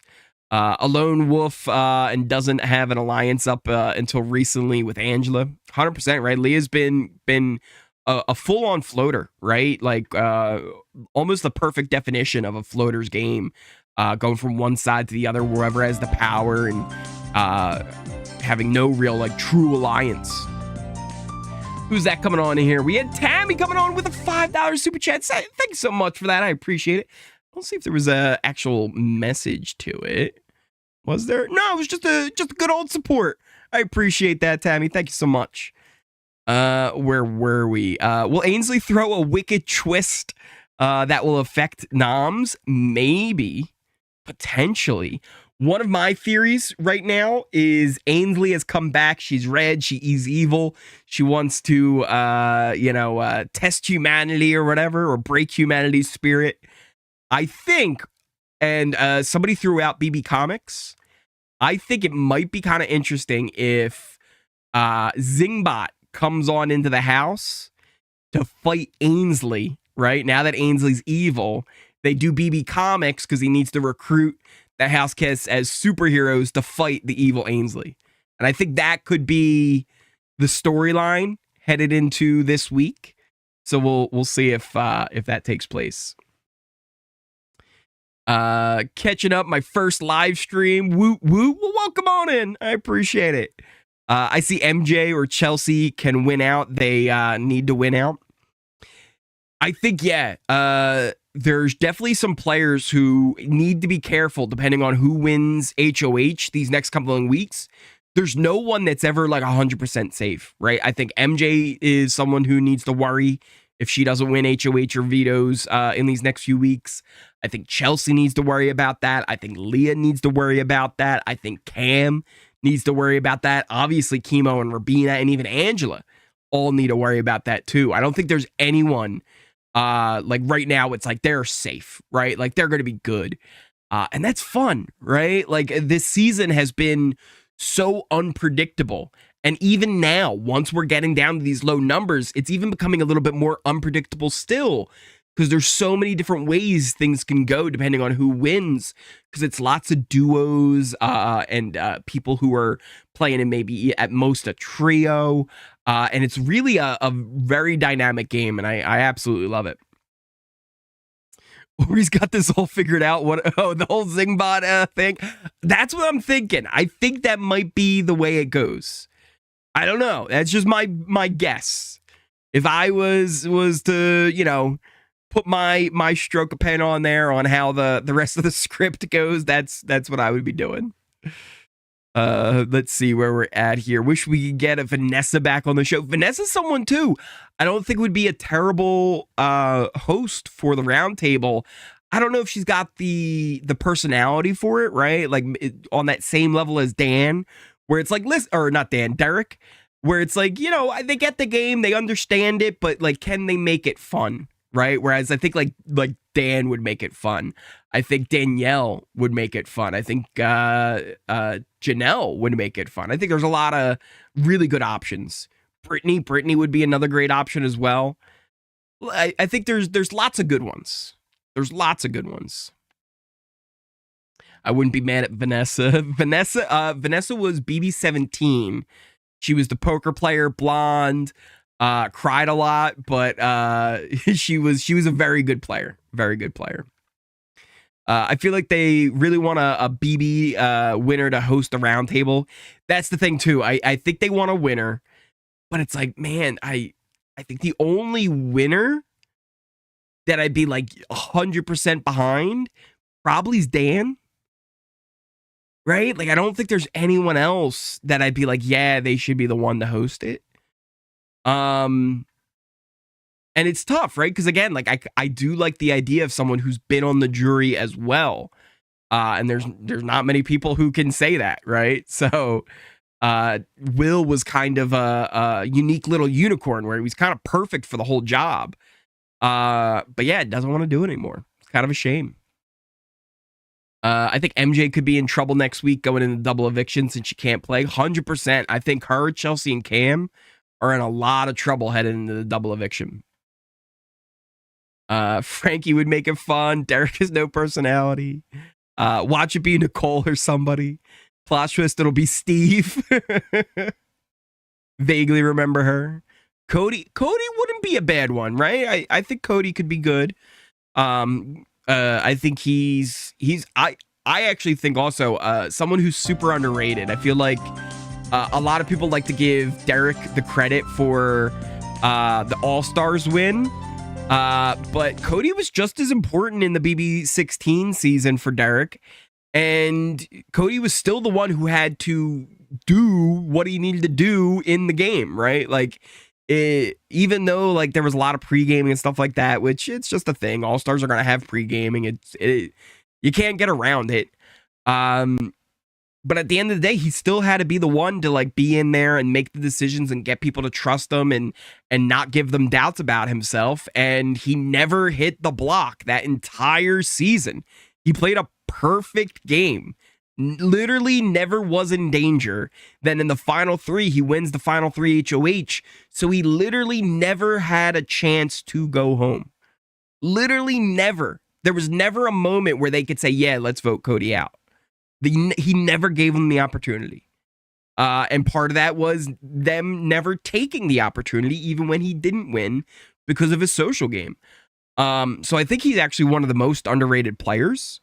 Getting to a final, winning on his second time, being a huge part of that first one, right? Like Derrick, part of the only reason Derrick was able to do what he was able to do was because of Cody and having such good connections with everybody. He had tons of information coming in, right? They were both crucial to the Hitmen working out. Best jury roundtable host, Indy. They should make Julie do it. Don't need a roundtable host. Frank P. Wild as the host. Dan. Nah, Taylor. Oh, I missed it. Oh, no. How many weeks left? A few?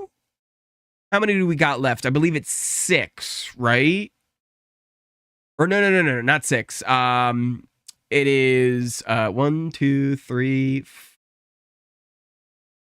3. I believe it's 3 weeks left. Because we're going to have the double this week. 2 people will go.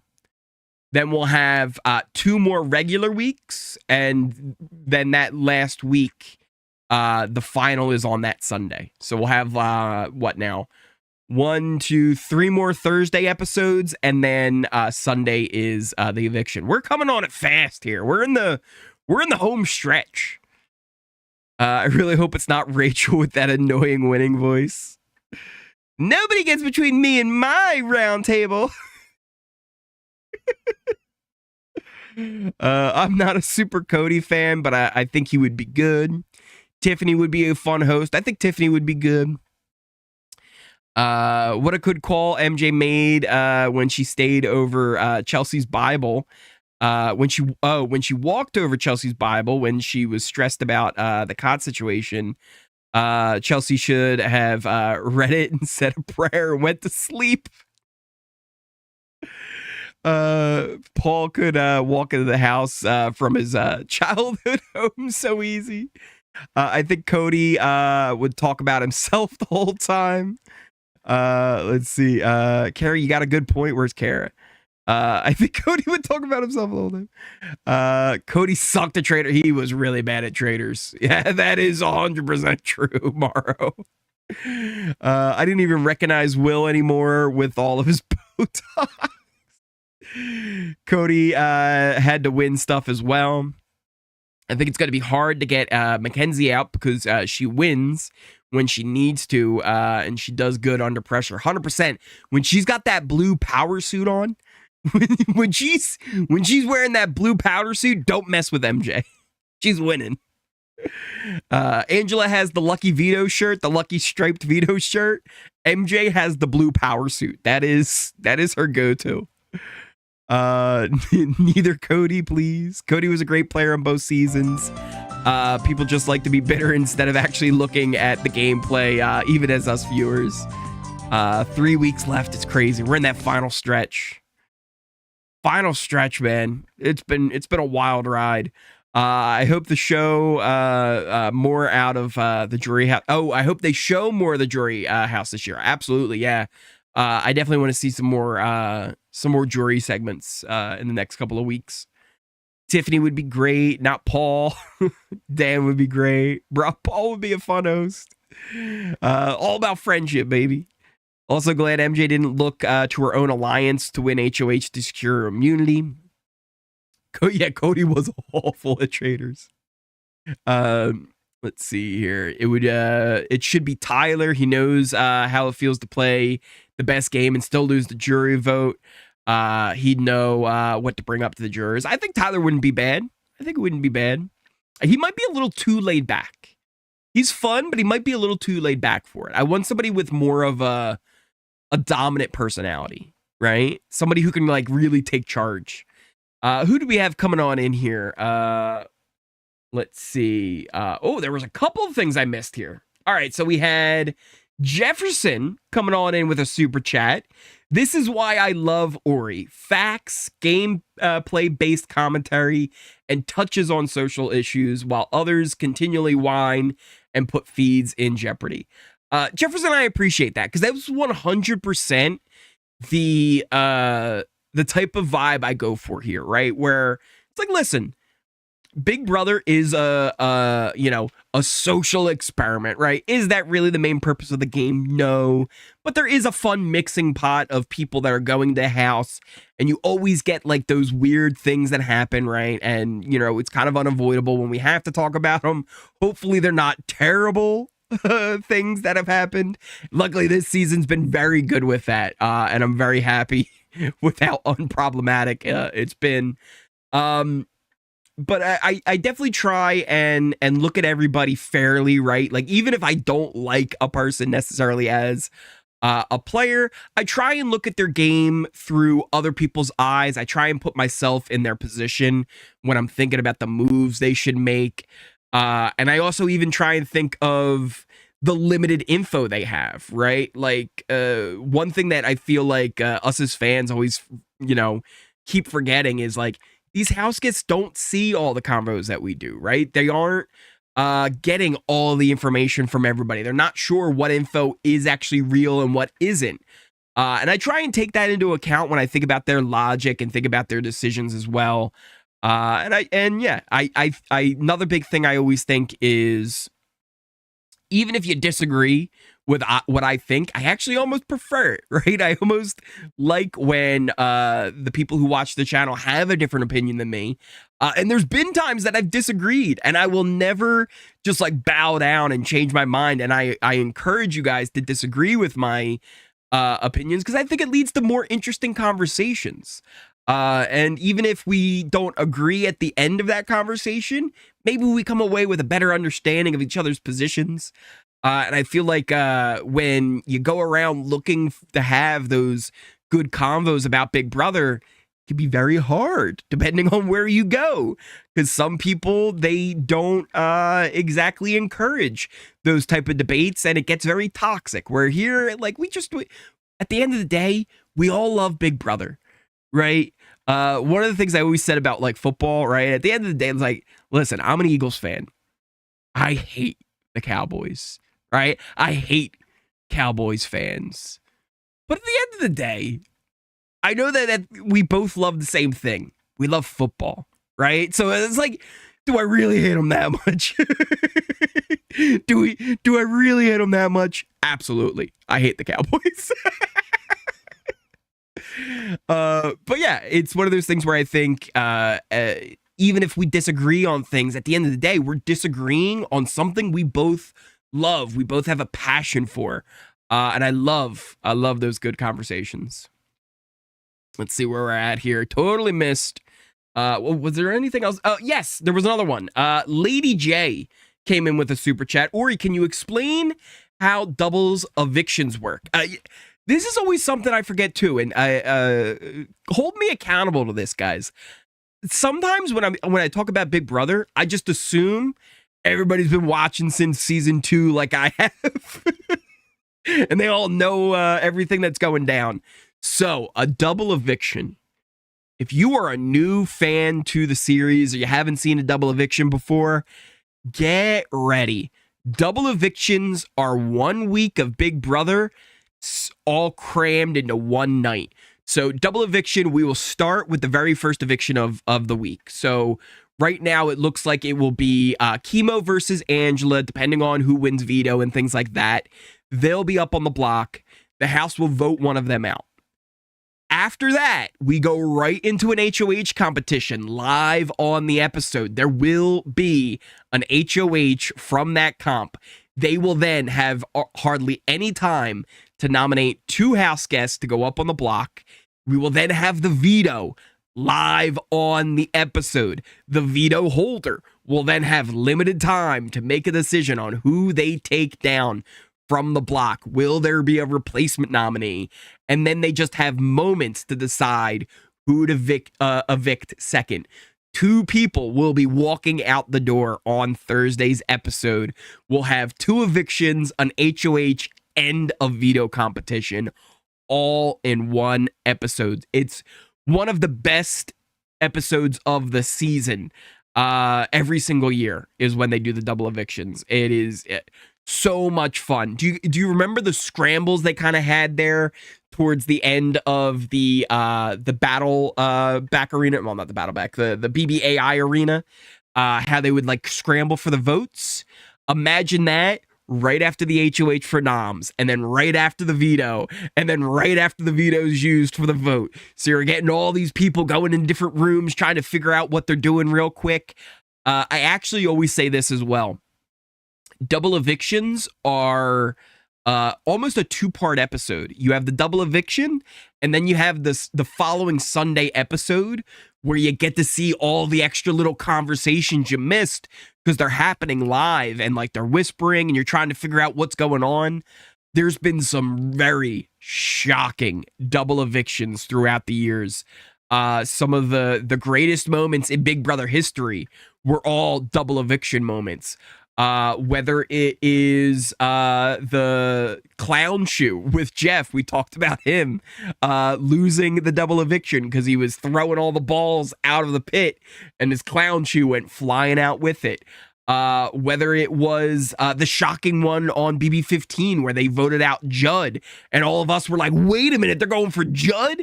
What else were there? So many great ones. You can't talk about a double eviction without talking about BB Can 5. BB Can 5, one of the all-time great double eviction episodes ever in Big Brother. So many great moments have come from double evictions through the years. So yeah, definitely always a really, really fun time. Let's see where we're at. Leah's my dark horse. I think Leah's got a very good shot, right? If she can get to the final 2, I think there's a chance. Chemo and Angela on the block, backdoor Leah. Some people might want Jeff for the round table. I liked him in the first time, but I didn't like him the second time around. First, no, it isn't. What? Wait, first, no, it isn't. First name greatest, I agree with you. First, I can't find their comment. Totally missed it. Totally missed it. The Dallas Cowboys love their haters. Nope, Leah and Angela have been a problem lately. Austin had no shoes. Yeah. Austin getting evicted with no shoes. Fantastic. If they want a winner to host, we need to get Eddie McGee for the round table. That's a deep cut. That's a deep cut. The OG, Eddie McGee. Can we get Chiquita in there too? Derrick should be the round table. I think he'd be really good. He'd have a great insight on leading them. I don't know if he's got that entertainment value, but I think he would do a great job. I've liked Leah since the start, and it makes me so happy to see her come so far. 100%. Xavier would be good. I wouldn't mind Xavier. I think he's another one too where good player, right? A winner.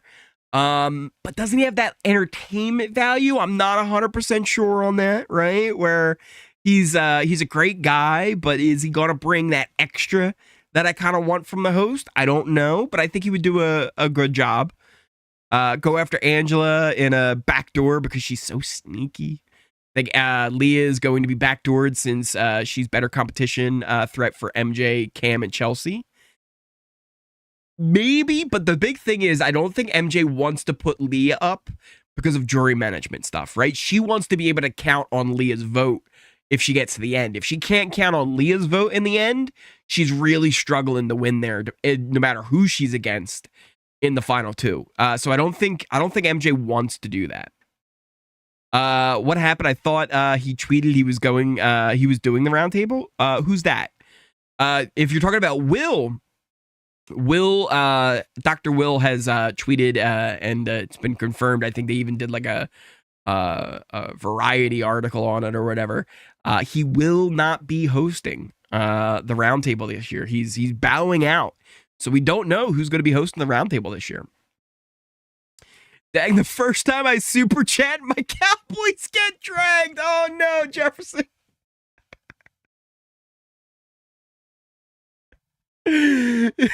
Jefferson's like, why did I start this conversation? How did it end up this way? Listen, Jerry made it happen. Good old Jerry Jones. He waited too long. He waited too long to super chat. And now he ended up in a conversation you didn't want to have. Where are we at here? I totally lost my spot. White Ghost, he will not be the host. Pun intended. I see MJ getting rid of Chelsea before Leah, especially since they've worked together since the start. I could see that. I could see it. Leah.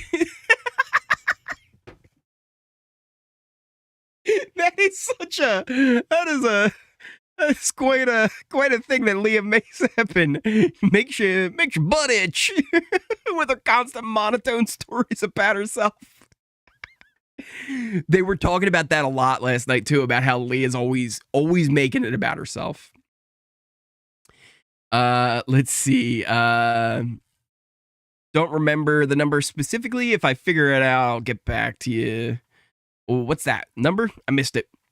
God, I hope they backdoor Leah this week. Not sure Derrick or Claire have the credentials, but I could see them doing a great job at the roundtable together. Honestly, that wouldn't be bad either, right? I kind of agree, right? I don't know if they have the credentials for it, but I think they would do a really good job of kind of leading the conversation.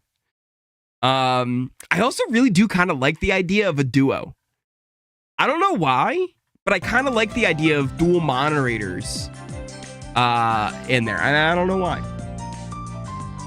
What do we got here? Morrow coming in with the super chat. Hawks fly high. Oh no, not the dirty birds. Oh no. Why you do that to me, Morrow? Why you do that to me? Thank you for the super chat. Let's see where we're at here. Totally lost my spot. We'll skip down a little bit. Who nominates Cam? Just Chemo? Maybe Angela? Rubina, maybe? That might be it. Yeah, that might be it. Who will go in the double? Right now, it's looking like it's going to be Angela. But if things change with the veto, it could end up being maybe Chemo or Rubina. As for the second person to go, it's highly dependent on who wins HOH. But I think Cam, Chelsea, and MJ all have to really worry, depending on who gets the power. Yes, poor girl isn't reading the room at her best, that Leah. She is not. I want to root for Cam, but my guy is so boring. I'm with you. That it's one of those things where he doesn't talk a lot and he doesn't do a lot, but he kind of like, I think he gets it, right? He gets what's going on, and he's doing a good job in that way.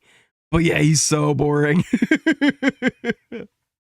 Nicole Franzel for the round table. I don't know if I can handle that one. She's great, but first name, yeah, I'm with you on the voice thing. I think that would get to me. It would get to me. She wouldn't be a bad one, right? She's got the credentials for it. But yeah, it would be maybe a little much for me. I think she's on the Frankie level where it's like, I don't know if I can handle it. March on the Saints. Saints look so good right now. So good right now. Go Chiefs. Chiefs are always trouble. Jerry O'Connor. I wouldn't mind Jerry. I wouldn't mind him.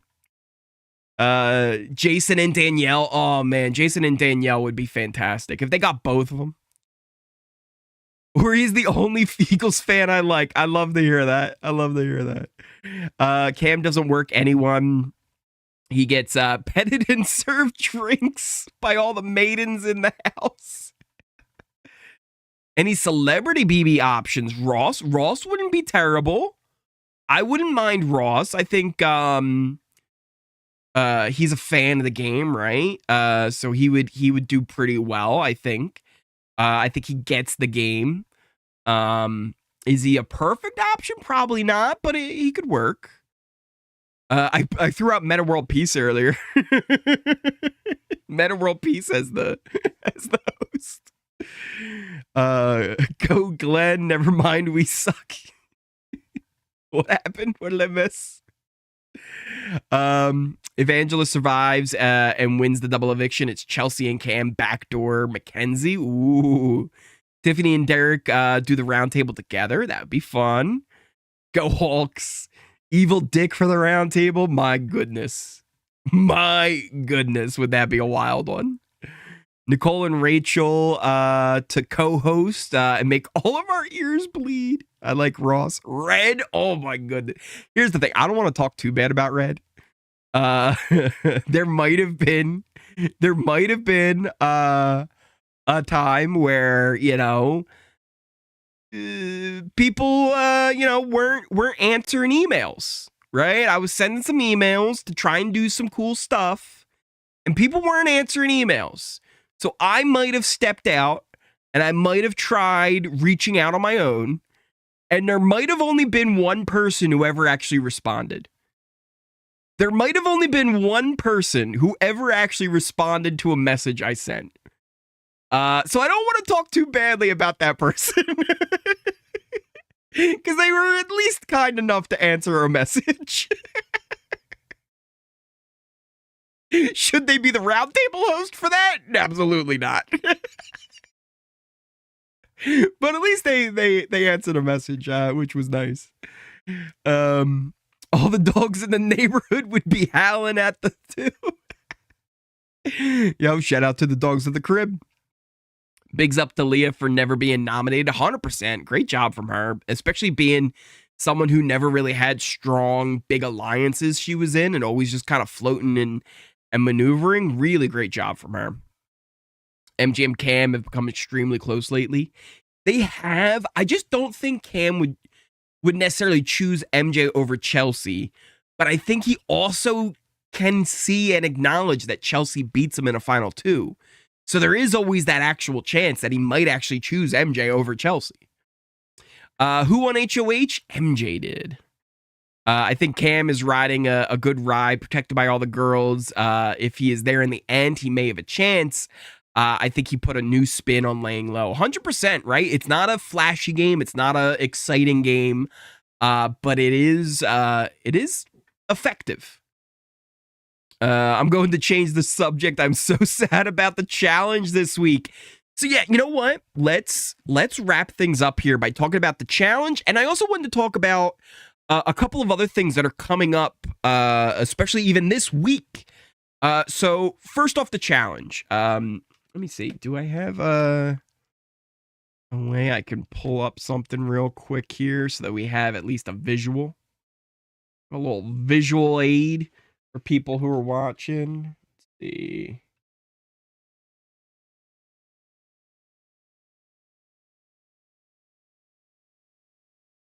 Let's see here. Oh, this will be good. Oh. Probably not the best we could do, but probably work here. Let me see. If I go over here, on here, and then I think,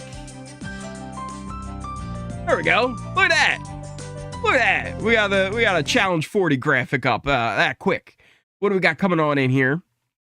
Morrow saying, at least the Cowboys don't need snowballs to hit their targets. Morrow, shots fired. Shots fired. Listen, can we clear something up real quick before we talk about the challenge? If you guys aren't aware, if you're not a football fan at all, you're not aware about this story, what Morrow's referring to is back, I believe it was I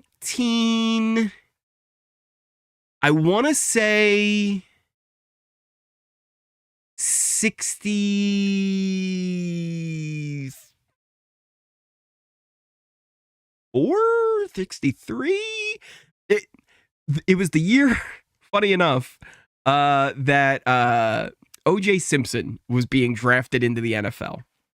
And why I know that is because what happened was at an Eagles game, it was Christmas, and they were a terrible team. We were having an awful season that year. So much so that it seemed like we would get the number 1 pick in the draft, which would have been O.J. Simpson. Now, for some reason, the Eagles decided to start winning that game, and the fans were very upset that they were winning. Of all the games to win, this was not the one you wanted to win. They had a Christmas halftime show set up, and the Santa Claus they hired ended up not showing up. So they grabbed one of the guys who worked at the stadium, who was just this like skinny teenager, threw him in a Santa costume, threw him out to the crowd, and they tore this kid apart. Snowballs, booze, and listen, if you were at that stadium, you would have thrown snowballs at Santa Claus too. So the Challenge 40. The Challenge 40 has been a lot of fun this season. So you can see the cast here. It's filled with a lot of people. If you've been watching the challenge for a while, you know them. If you were only watching Big Brother, I'm sure there's lots of faces you would recognize on there. We got Josh, Kyland, Casey's on it, right? Or no, Casey isn't. Yeah, Casey's on it this season. Paulie was on it. So there's lots of familiar faces. Bananas, CT, Derrick, Darrell. Who else did you have? Just tons of people. Jordan, Tori, Devin, Cara Maria, Emily, Laurel. Like so many big names from the challenge. And the way they did it, they separated them all by eras. So the first 10 seasons, then seasons 10 to 20 are on a team. Then you have 20 to 30 that are on a team, and then 30 to 40. So people who came at different times of the show's history. And it's been awesome. Another really cool aspect of it. So each week, right, it's the same thing with the challenge where there's an elimination. Whoever's eliminated, they get to like vote and rank people as they're leaving. We don't know how that's going to affect the game later, but whoever wins gets to pick the targets, who are the people who will be up for elimination if their team loses the next challenge. So they get to pick their targets as they're leaving. It gives those people who feel like they're on the bottom a little bit of a chance to kind of flip things around. It's also kind of interesting to see all of the people who are like volunteering, people who don't want to volunteer, the tension that all brings as well. The episode the other night was, I don't want to spoil it necessarily if you haven't been watching it, but the elimination from the last episode was probably the exact opposite of the way I wanted the elimination to go. I would have rathered it been the reverse. But there was a person in the elimination who blew it out of the water it was like everybody else could not replicate what they did in that elimination, and it was wild to see. But I've really been liking it. There was huge fights that have been happening on the show already. Lots of tension between everybody involved. And it's been a lot of fun. I'm liking it so far.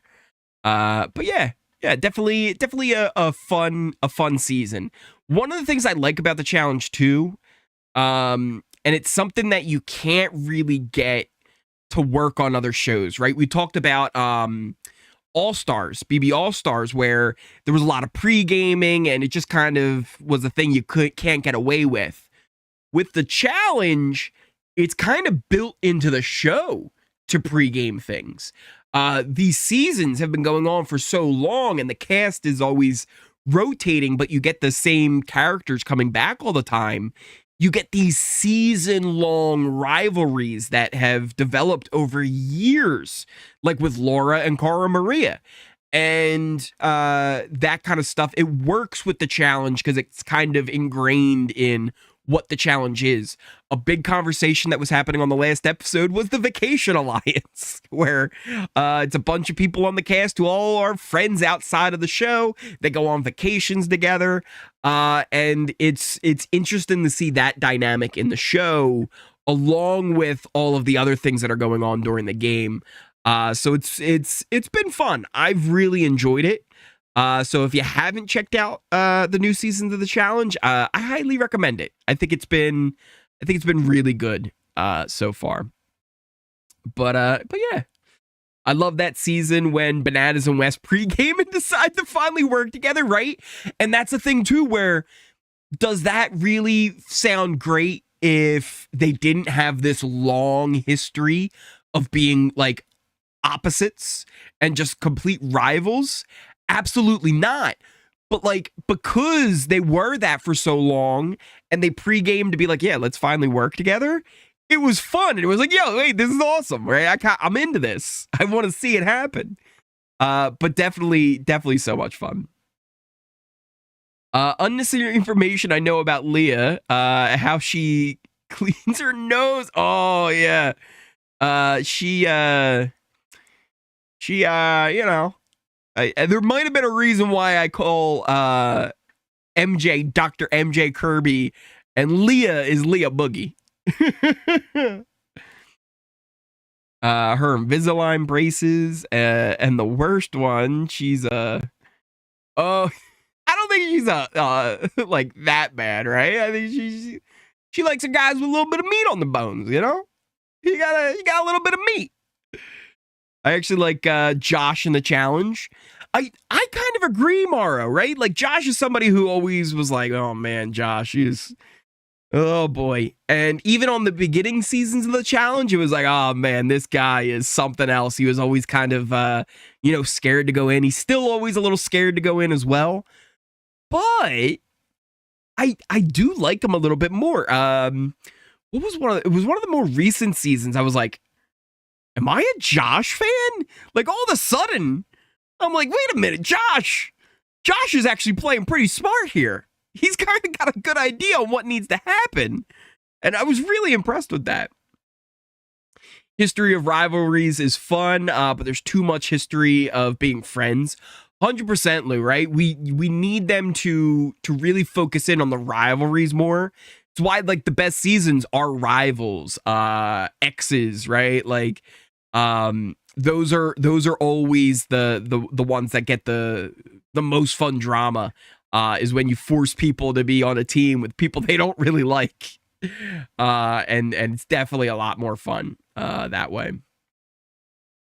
The face my mom made when they cut her cleaning her nose. Oh no.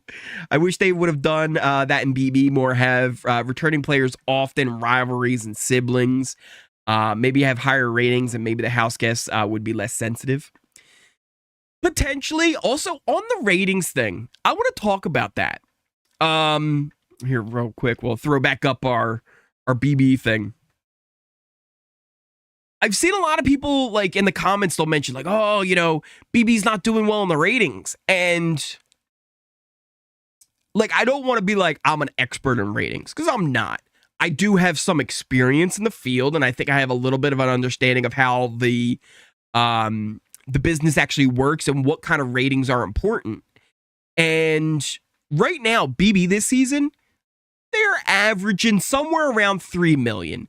Some are a little bit lower where they're getting around like maybe 2.3 mil. Some are a little bit higher where I've seen like 3.18 million people. But, you know, give or take, it's around 3 million for an average episode. And the more important stat is, right, to give that context as well, the season premiere Survivor did like 4.3 or something like that million people. So only like 1 million less than Survivor. And Survivor is one of the largest unscripted shows on television, right? Like Survivor's ratings are like one of the top shows, right?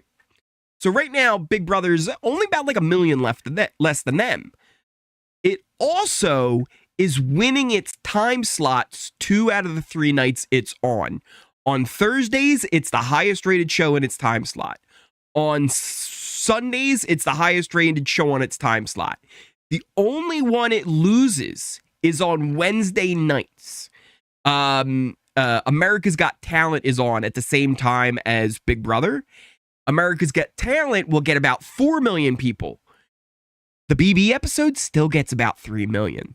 So they're not losing their audience to America's Got Talent, and people are still watching the show. It's just another different group of an audience that watches America's Got Talent and not Big Brother. So as far as the ratings go, they're actually pretty good this year. They're actually doing very well. I also saw some misinformation that was put out there. It's a tweet that got a little bit of traction where someone said that after Tucker was evicted, the ratings went down 68%. Well, that was a little bit of misinformation, because what really happened was they compared the Thursday episode to the Sunday episode. Thursday episodes are always the highest rated show of the week. The Sunday episodes, not so much. They're the ones that are closer to like 2.5 million per episode. They're actually the ones that bring the average down a little bit. And that is a normal thing for Sundays and a normal thing for Thursdays. The Sunday episode after Tucker was evicted, pretty much the same as the Sunday before. The Sunday after that one, same thing. The Thursday after that one actually was a little bit higher. There were actually more people watching now that Tucker was out because they didn't know what was going to happen. So, in fact, actually right now, the ratings are pretty good for Big Brother. They're doing well. They're winning their time slot, and that's the most important thing. If they were having competition on their week, the days of the week that they were on, and they were losing that slot often, yeah, I would say they were in trouble. But actually right now they're doing pretty good. Another thing you got to keep in mind is those are just the people watching as it's live. So many people now watch on delay. They call them the +7s in the ratings, and I actually don't even know what the +7s are looking like for Big Brother. But you have to keep in mind that people won't normally watch the episode on the day it airs all the time anymore. A lot of people will watch almost a week later sometimes, catch up on all 3 of them. So I don't know how all the numbers are, but I'd say right now, BB's actually looking pretty good. And this is an important time for the ratings to look good. Because there's new owners of Paramount. Paramount was just sold to oh man, I'm blanking on the name. It's I don't think it's Skydance, right? It's the other one, right? Skydance is the other one, or maybe it is Skydance. It's one of the two. I forget. But it's like a tech company at their heart, right? They're really known for stuff they did with like cloud storage and things like that. Skydance, yeah, Morrow, Skydance. So they're tech people. So hopefully they have a good idea about things like the feeds and how to improve that. Because all of the issues we've had with the feeds, these were all decisions made by the old regime that owned Paramount. These aren't the new people. So I'm hoping that the new people coming in, they're fans of BB. They appreciate what they have in BB. Also, I think right now more than ever, ratings are dropping. The things that are making the most money in television are live events. Whether it's sports like the NFL, NBA are getting huge big deals with Amazon, Netflix, all the big broadcasters, CBS, ABC, Fox, NBC, all of them are paying so much money for all of these things. Wrestlings are getting huge big money deals. WWE just signed one with Netflix for a huge deal. AEW is about to sign one for, I think the number I had heard for AEW, which keep in mind, AEW does about 1 million viewers, right? Maybe 1.5 million. It's usually less than that. I saw numbers where they were getting 700,000 viewers. Do you know how much money AEW is about to get in a rights deal? Over $500 million. It's like $670 million that they're paying for a show that gets less than 1 million viewers. We were just talking about Big Brother. It's getting 3 million viewers. So if you're looking at it from that aspect, right? Big Brother is a live thing. It's happening in the moment. You can keep people engaged with things. And if the right people come along and they see what they have with Big Brother, it fits in right with all of those other things. And one of the big reasons why live content is making more is because, like we talked about, people don't normally watch things anymore as they come out, right? They're watching shows later at different times, fast forwarding through commercials. With live events, live sports, Big Brother, right? You can't skip something that's live, right? So it really adds more to the value of the product.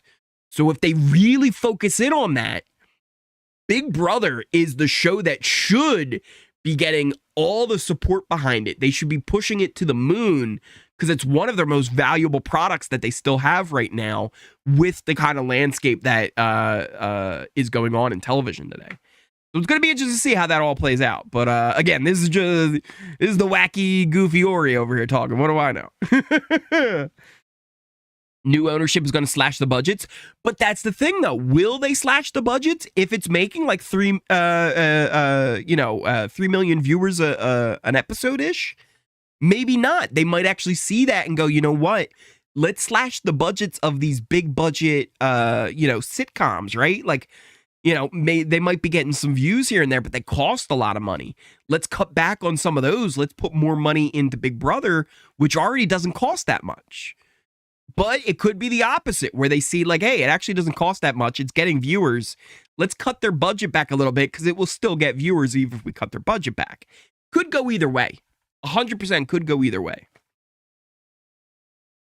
Let's see. I hope Skydance makes live feeds at least an equal focus in the scheduled program. 100% agree. Or you're not wanting to win BB, just give it to us straight. Don't want to win. Don't want to win. I'm just here to have fun and make friends. They recruit people as the applicants might not be all good options. Need a good mix for a good cast. 100%, right? Like, I don't think I know a lot of people are like, they shouldn't recruit, and it's like, actually, no. You know what? Some of the best players have been recruits. People learning on the fly who didn't know the show, who were just really good social, enigmas, right? Like, they're just these social butterflies that know how to talk to people, know how to have a conversation, and do really well once they're in there. And because they don't know the game, they don't overthink it and do like crazy things. They just go with like, all right, yeah, this makes sense to me, and they do it. And a lot of times those are some of the best players. On the other end, sometimes you get these recruits who just want to be famous, right? And those are, that's where it gets to be an issue. Where I think they did a good job this year is any of the recruits they had all kind of seem like a little bit of gamers, right? Where they're like, yeah, you know what? I kind of want to win this thing. I'm not necessarily here for the fame. It's like, that might be nice. But let's play a game. see where we're at. The ability to watch feeds is the appeal of the whole idea of the show. Now they cut feeds all the time and no ability to flashback. I 100% agree with you. The big appeal is the live feeds. It's the live aspect of the game. It's the idea that it's currently going on right now and you could always check in and see what's happening. And by taking away the ability to do flashbacks, it really does kind of hurt. I can see where they were like, hey, maybe if we get rid of flashbacks, more people will watch it live and be active on the feeds themselves. So I understand that side of it.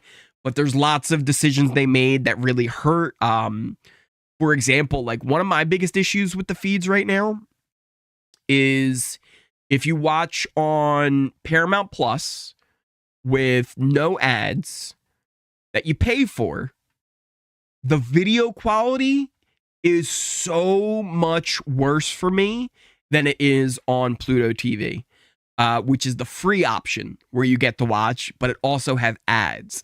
So a lot of times what I'll do is I'll have both up just so if there's an ad, I can switch back over to Pluto. If there's something I want to record or get a screenshot of, I can do it on Pluto because it will be more clear. And that's not that, like, it shouldn't be that way, right? Like the one you pay for should be the best service, but they haven't done that, and it's a shame. There's no such thing as choosing a good cast. I can never know for sure. And sure, while they find ones off entertainers, if they're not grouped with the right bunch, they're voted out early. At least you're 100% right. Like, there's people that I'm sure they have cast that they were like, this is the best person we've ever put on the show. And then they ended up being a complete dud. And I'm sure there's people they put on the show that they were like, this is going to be a train wreck. And then they went and they dominated. You can never tell what somebody's really going to be like when they're in there. And the best casts are puzzles, right? They've got all the right pieces that fit together and make a good cast. So there's no real way to like guarantee a good one. And I will say they did a great job this season. Maybe it was just a perfect storm of a situation, but man, this cast has been phenomenal. Absolutely amazing. Can't say enough of how well this cast has done, and I love them all so much. The messy, crazy, emotional bunch that they are. I kind of love it. The changes to the feed this season will change again with the new ownership. That's my hope, is that the new ownership will come in, they'll reevaluate everything. Hopefully they see the value in Big Brother, and they make it what it can be. They lucked out this year, but they didn't have enough people to match Tucker's energy. They should have known he was going to stick out like a sore thumb. And that's the thing. Maybe they put him in there like just not knowing what he was going to be like and whether he was going to be that chaotic. Because again, you never know. But yeah, he was phenomenal. I'm sure we'll see Tucker on our screens again soon. No. Who do you want to win the whole season?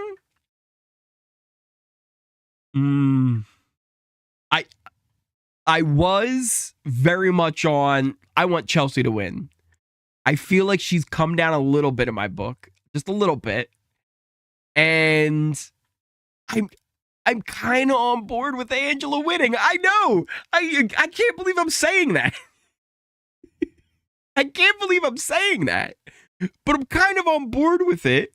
And then after that, Chelsea, then maybe Leah, then maybe Chelsea. One of the two. After that, maybe MJ, Cam, then Rubina and Chemo. That would kind of be my order.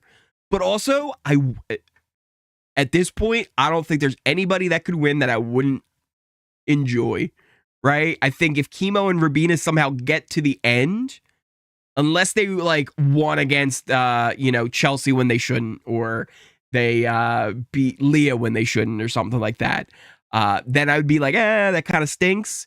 But still, there's so many great options that I think everybody has a claim. Everybody has a rightful claim to be a winner this season, and I like that. Let's see. Decent recap, but I can't take the fake laugh. You think my laugh is fake? My God. I don't think you've been here long enough. I giggle at everything. I am a constant giggler. Like, it's kind of a problem if I'm being honest. If I'm being real honest, if there's anything you're gonna call me out on, it should not be a fake laugh.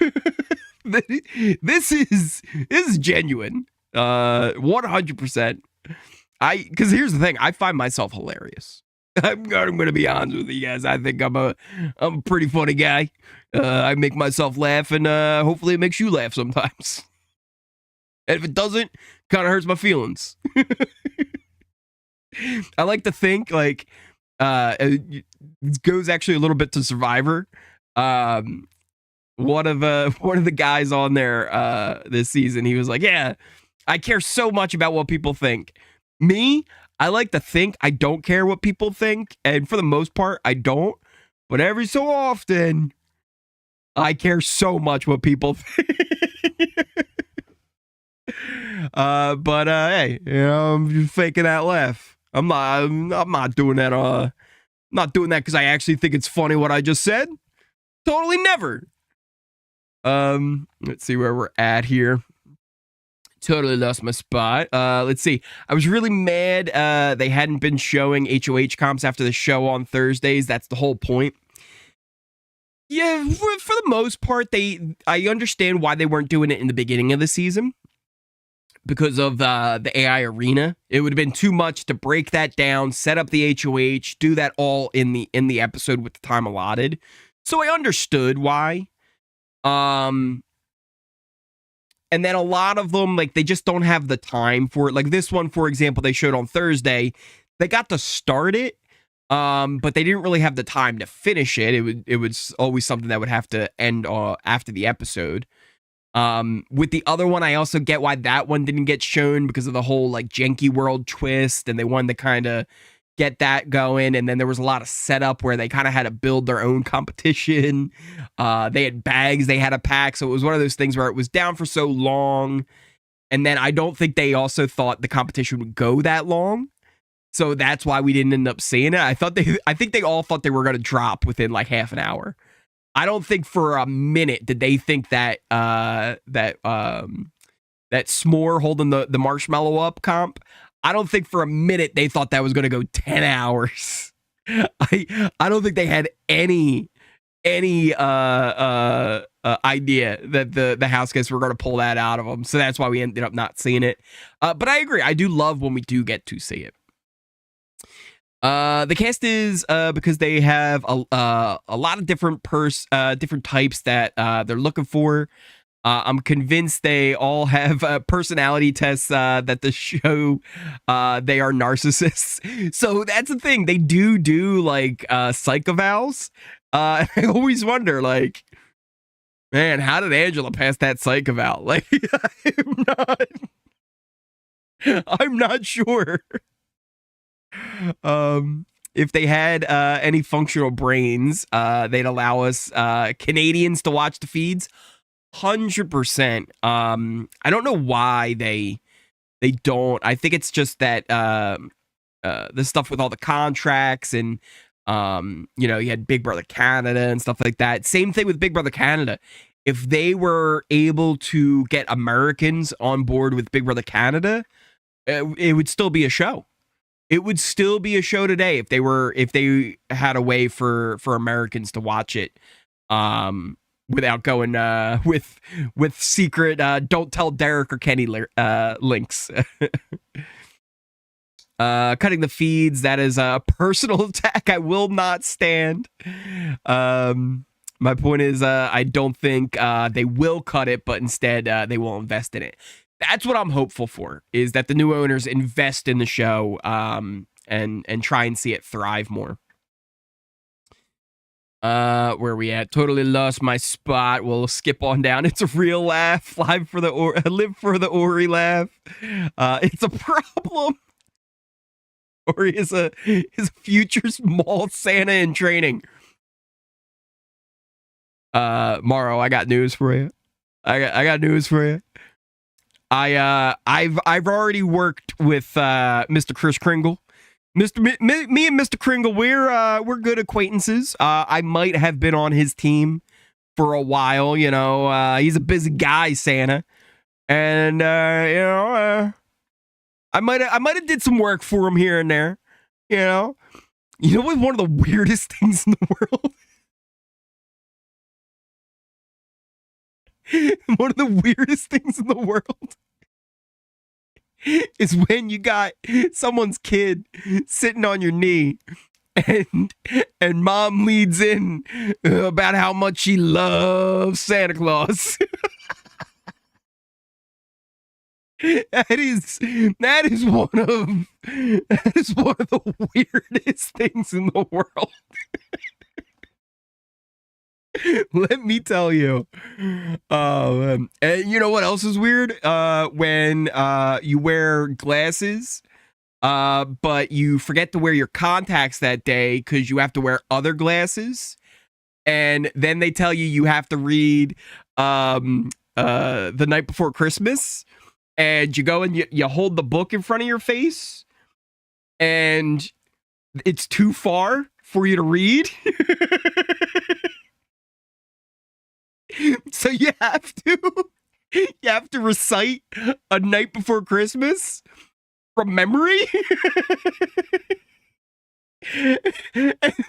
and listen, let me just say they got a different version of A Night Before Christmas than the official version. It was not quite the same. It was a twist. It was a little bit of a reimagining of The Night Before Christmas. I love waking up to Santa BB updates, Mara, with the super chat. I appreciate it. Yeah, that is maybe a story for another time to go deep into the Santa lore. One other thing I wanted to talk about before we wrap things up, and we will be wrapping it up here in just a second. I want to pull this up. Let me find the link for it. Here it is. I think I put that there. And I'll show it.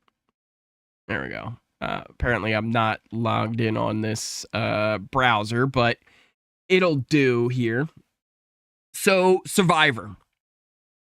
Also, I see, Uri, you're still live. 4 hours. We're only at about 240. We're not that bad yet. We haven't hit 3. We haven't hit 3. You're still live. I had to disappear for work. Just pop back over. Welcome on back. We're gonna wrap up here shortly, but we've been having a fun time. Yeah, Mara, we're having fun.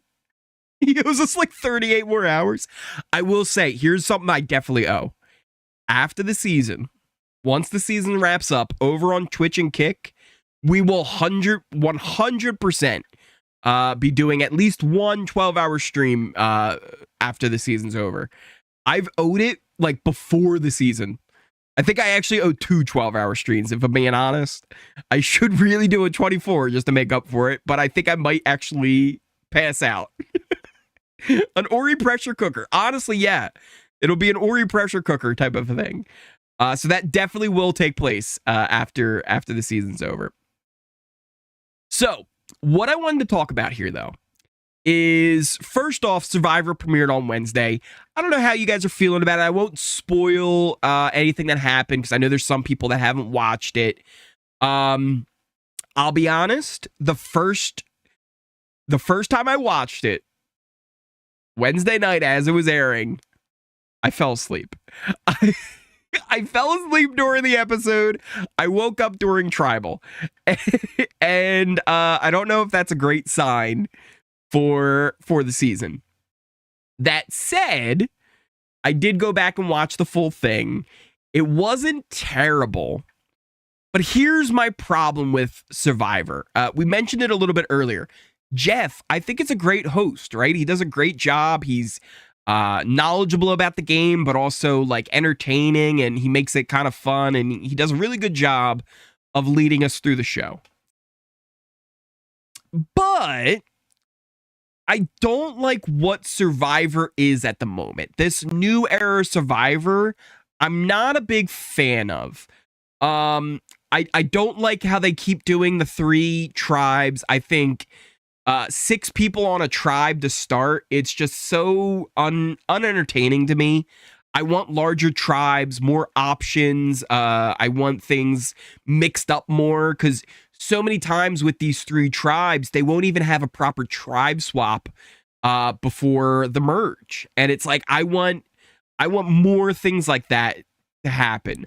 I feel like a lot of the twists are their attempts, and I always appreciate a good attempt. I think the Beware advantage they did this season is better than some of the other ones. Like that one they had to do where you had to say in front of the whole people, like, I like when a llama eats grass. Like, what are we doing?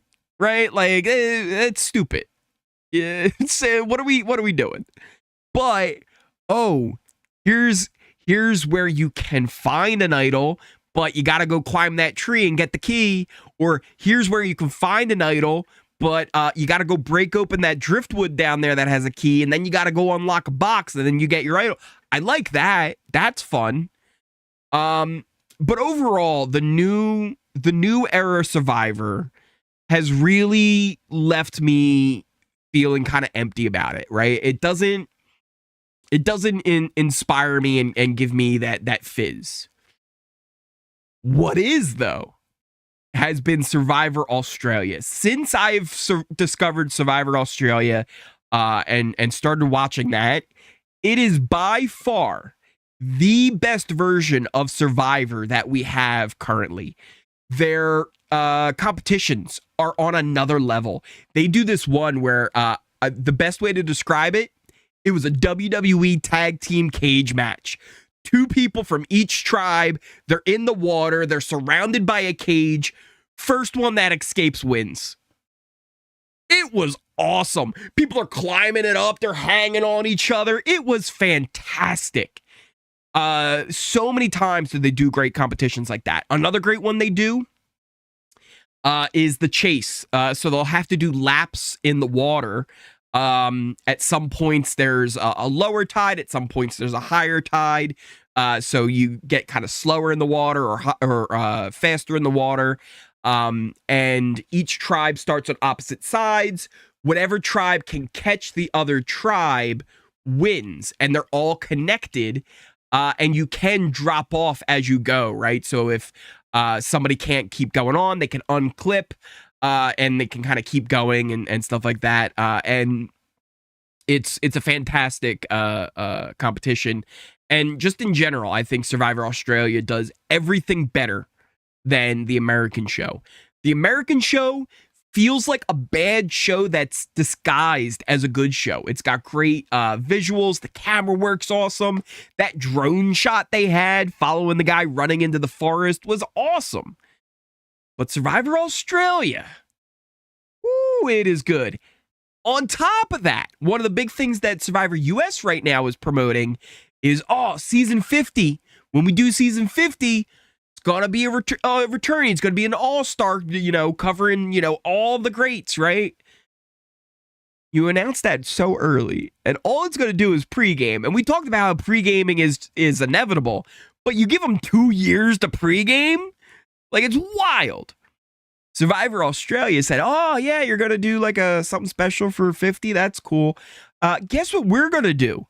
We're going to do Survivor Australia versus the world. And we're not only just going to have some of the greatest players that we've ever had on our show, we're going to have some of the greatest players in Survivor history. Take a look at this here, people. This is the tweet showing off the not just rumored cast. This is confirmed. These people are not just like, maybe they'll get these. These are confirmed. First off, Parvati. We got Sari. We got Tony. Who else is there from America? I think there's one other American that's rumored, but these are the 3 that are confirmed.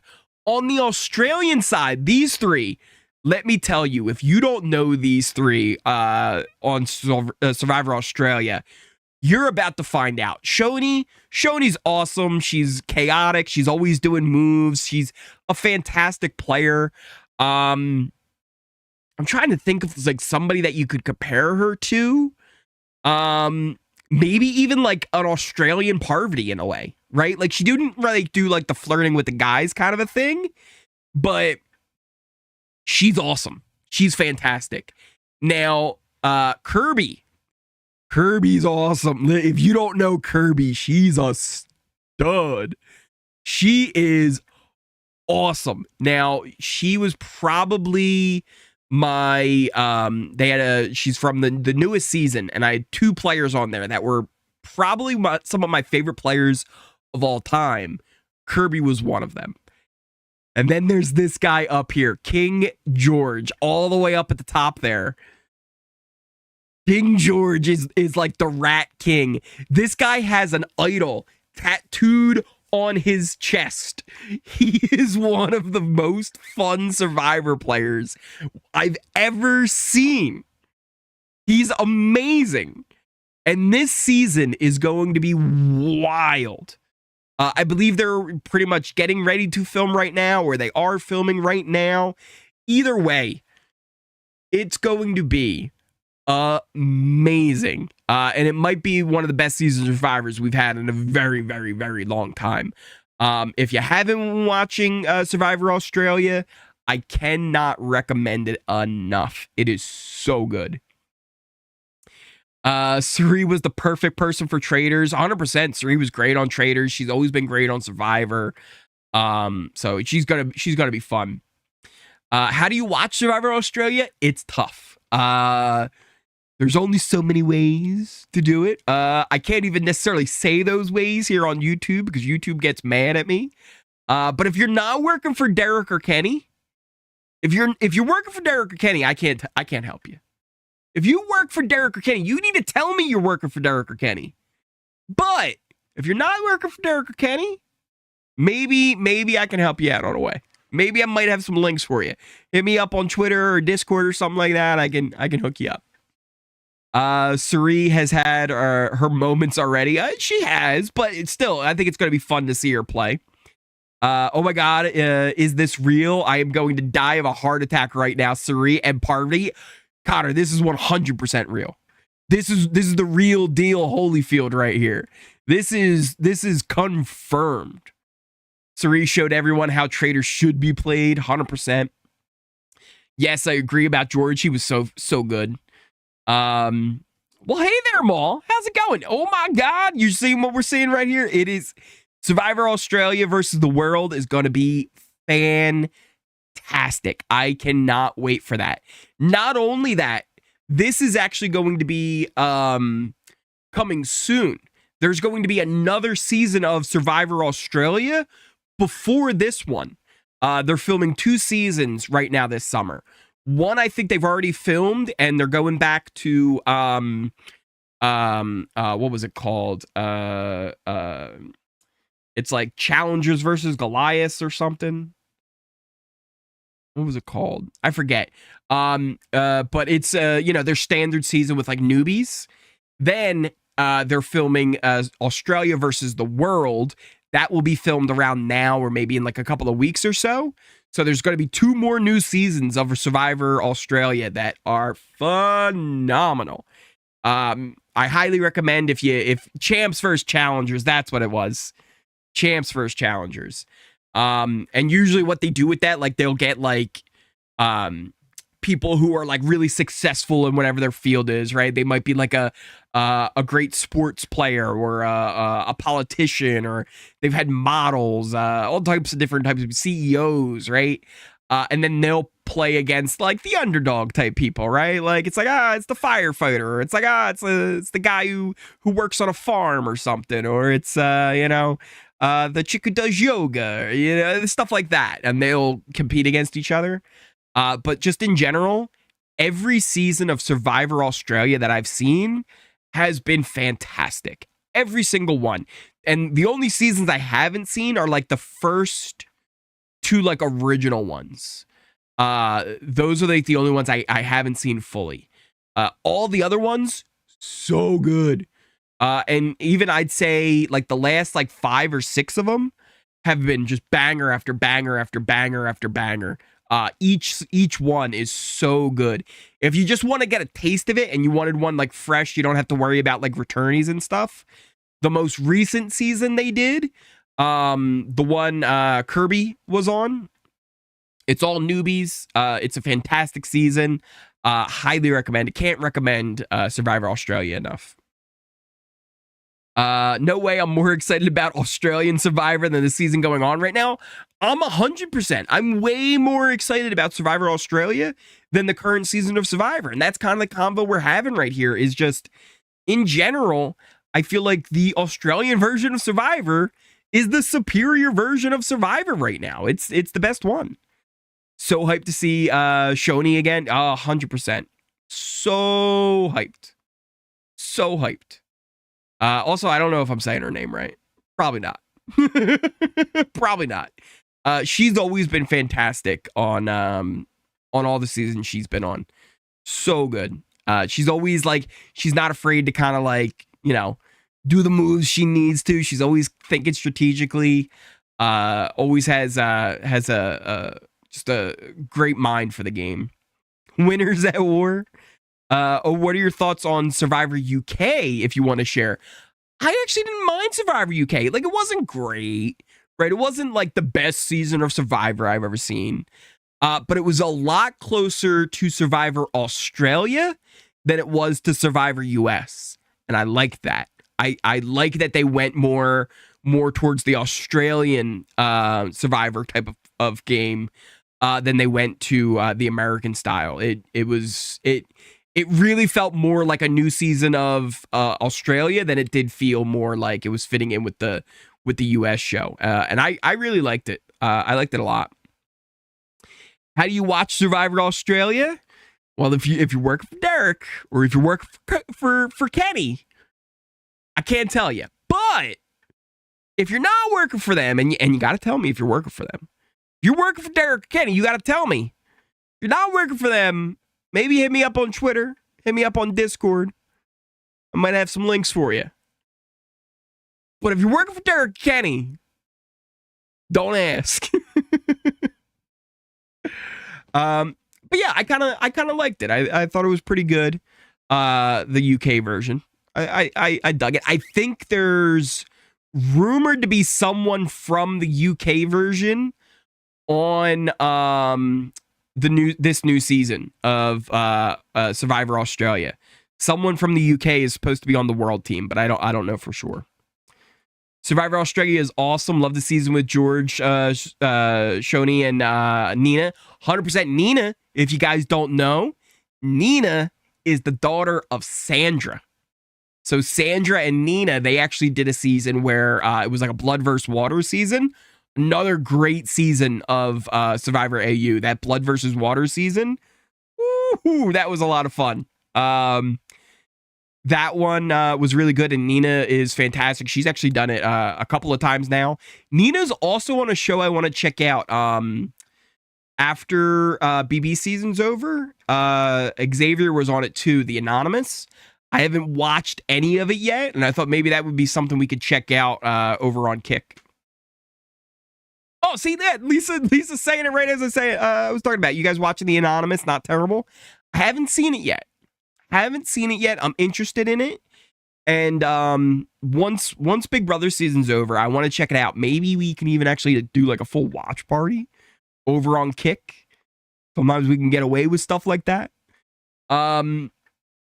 There's also going to be House of Villains, which is starting up really soon.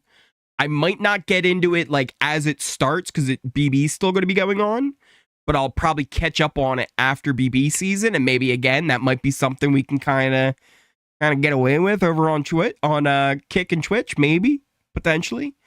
And I'm excited for that. And then there's another thing that's coming in literally 4 days. And there's like no hype about this. Like no hype at all. We've got Traitors Canada starting in 4 days. 4. It's right around the corner. Traitors Canada season 2. And it's got a BB legend on it that I'm so excited to see. It's going to have Netta. Netta's coming back, and she's playing the Traitors. So I'm excited to see that go down. And like I said, that's literally 4 days away. Do we have the premiere of Traitors Canada? There's also Traitors New Zealand. I think it's the New Zealand season. I think there's a new season of that I haven't watched either. I gotta catch up on. So there's a bunch after BB season. Let's see where we at here. My French horn broke. No. To him, I was praying Angela would win last night. Angela is supposedly MJ's target. Yeah, that's what it's looking like. I like Xavier on Anonymous. Angela is supposedly insert names target here. No, I had no idea Traitors Canada was starting. I'm Canadian.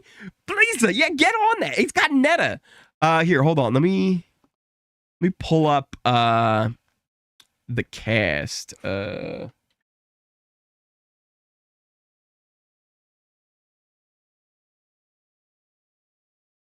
me see here.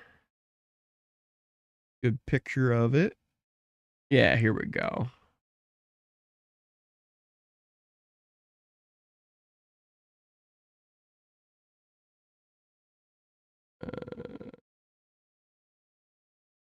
Whoop.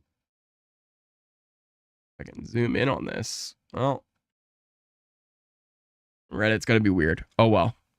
So it's a cast pick. Here's the cast. Netta, right off the bat, if anybody here knows Big Brother Canada, Netta is one of the best players ever to play Big Brother Canada. Her second season was a little rough for her, but she is such a good, smart player. Really excited to see her. Don't really know many of the rest of them. Gail, I know Gail Kim. She's a pro wrestler. She was on Amazing Race Canada. She's been in WWE, TNA. So she's actually probably just as famous in the States as she is in Canada. Cedric, this is actually Ty from BB Can 9, the winner of BB Can 9. This is his dad. And the two of them were on Amazing Race Canada together. He's now going to be on this. The rest of these people, I don't really know. Yeah, I don't think there's anybody else I know. But I have seen like a couple of those like little videos they do. And I can already give you like right off the bat who I think is actually someone to look out for. Netta, I think Netta is going to be really good. I think Gail could be interesting. I don't know how she's going to do, but she could be interesting. Was it Chris? No, Chris wasn't good. I didn't like Chris. Mary Jo, I thought she was going to be interesting. I thought she could be fun. All these guys, no, they stink. Rebecca, I really like some of her answers on some of the videos I saw. She could be interesting. Pac-Man, this guy. One of the things they asked was, if you get banished or murdered, what would you want on your tombstone? And like everybody had like different like things they said or whatever. His was great because he just went, bah! And they cut him off. So I thought he was funny. I don't think he's going to be a good player, but I think he's going to be funny. Nick could be somebody interesting to watch. I don't know how he'll do. And this guy, Aaron, he gave me Tucker vibes. There was something about him that gave me a little bit of Tucker vibes, and I was like, yo, he might be kind of interesting. So those were the people just off the bat. I was like, I kind of like them. The rest of them, I think, are going to be clueless. They're going to be clueless or insufferable. But I'm excited to see how it goes. But yeah, just in a couple of days, 4 days away, Traitors Canada starts up. Let's see here. Let's jump on some chat before we wrap things up here. I know I was practicing, then it fell apart on me. No, that stinks. Such great update. Love to wake up and catch Ori. Thank you. Hurricane Angela gotta go. Maybe they can finally get the cockroach out. Roaches don't die, says Norma. Who is HOH? MJ. MJ won HOH. I like the Circle too. Circle lost me. I like the first 2 seasons of the Circle. And then, I don't know, it just kind of felt the same all the seasons after that. I don't know. I didn't even watch the newest one, and I know they had like an AI bot, which was kind of an interesting twist. Amaro was kind of telling me about it. But yeah, I don't know. It just kind of, it lost its edge for me. I like the Circle, but I think I'm over it. Mara, I literally at the same point, right? Where I liked the first 2 seasons. I thought they were great, but it just feels kind of the same at this point. My replacement nominee is Netta. That is an iconic double eviction. Netta's a good player. I'm 100% an Ica fan, but I can admit Netta's a great player. I 100% agree. Rooting for Melinda. You're going for Melinda here? I don't know her. She's from Canada's Drag Race, though, so she might be fun. Let's see. Same. A lot of people feel the same way. Damn girl, Gail Kim was my childhood celebrity crush. Well, hey, there you go. She's gonna be on Traitors Canada. I mean, a roach is hard to get rid of. It is true. Nicole looks like Stifler's mom. She does look like Stifler's mom.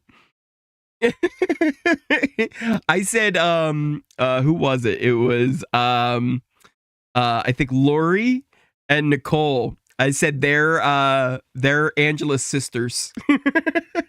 They're Angela's sisters. They were cast on the show. I'm not sure which one's going to be the most like her. Good morning, Marshall. How you doing? We're actually going to be wrapping up here in a bit, but I hope you're having a good morning. That says something about, oh my, you have no idea. The Traitors marketing team is terrible. It's so bad. Like it's god awful. And their social media team, like they got no clue what they're doing. I don't think. I don't know. It's rough. There's no hype behind it. It's kind of a shame. You can watch TV from all over the world. Yeah, VPN. A VPN is always a great thing. I highly recommend if you have a VPN or if you don't have a VPN to get one and use one, because they are fantastic. Even if you're just watching like Netflix and stuff like that, it opens up like so many new titles because there's different Netflix titles to different countries and stuff like that. You can be like, yeah, I'm in the UK for now, and you get a whole new library of titles on Netflix. Please remind you, who did Angela nominate with Matt week 1? Lisa and Kenney? Was it Lisa? I think it was Lisa and Kenney, right? If you want, yes, if you want a legal option, use a VPN. And then I think it's on like the Australian like app or whatever. It's a thing. But yeah, VPN is clutch. Matt was a renom. Who was the original nom? Oh, that's right. It was Chemo. Yeah, it was Lisa, Chemo, and Kenney. And then Matt was the renom when Lisa won veto. That's what it was. I promise you are going home. And then Dimitri's with the like, you were safe for like 5 minutes. That is an iconic BB moment. Not just BB can, but BB in general. It's one of the best things that we've ever seen happen in the Big Brother house. I'm worried about Era 1 on the challenge. Yeah, they're in rough shape. And then Mandy, did you see the preview for the new episode? I'm real worried. I'm real worried. I saw that and I was like, oh no. Like, it does not look good. And like, I don't want to spoil it, but like the person who looks like they're in trouble, they're one of my favorites of all time.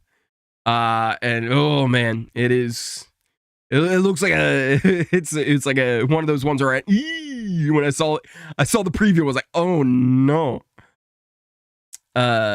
I should have asked who was on the block with Matt week 1. Yeah, so it was Chemo, Matt, Kenney. And then Chemo won the AI, and it was Kenney versus Matt. And then Matt only ended up on the block because originally it was Chemo, Kenney, and Lisa won the POV. Thanks for the response for Angela's nominees. I was trying to remember if Mackenzie was up week 1. Yeah, no, she wasn't. The first time she went up was week 3 when Cedric was HOH. Right? Yeah, because she had the America's veto. And they tried to put her up on the block. She used the America's veto, immediately took herself down. And that's how that worked. Who are our original draft picks? So they are all on the BB Can draft spreadsheet. You can check them all out there. I actually haven't updated the scores just yet. They're a little bit behind. That reminds me that I got to do that. I got to do that. Mine specifically, I had Cedric, Leah, and Chelsea, I believe, right? Cedric, Leah, Chelsea.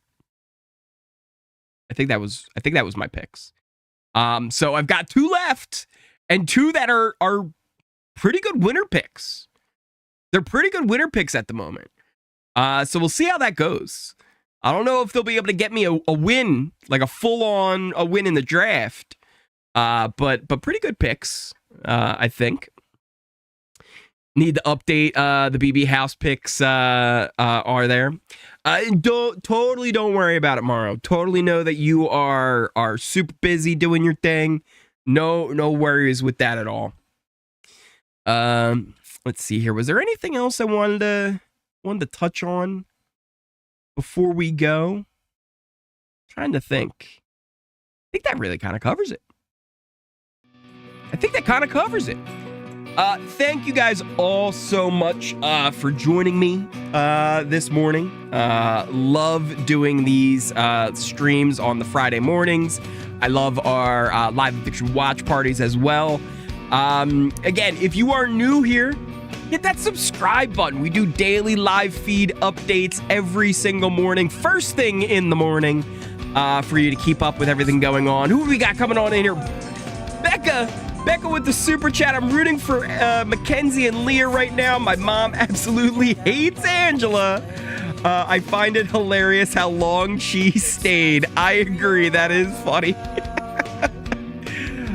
Thank you so much for the super chat. I appreciate it. Norma, you enjoy your weekend as well. Like I said, if you guys are new here, hit that subscribe button. If you like this video, if you made it all the way to the end of the stream, smash that like button. It lets YouTube know that we're having a good time here. Hit that notification bell. You'll never miss a video. You'll never miss a stream. Links to all my other socials in the description. You can check them out in the chat as well. I think they flew on by there. Check out things like Kick and Twitch will be active on there after the season's over. Also, check out Twitter and Discord. Great place to keep up with everything going on.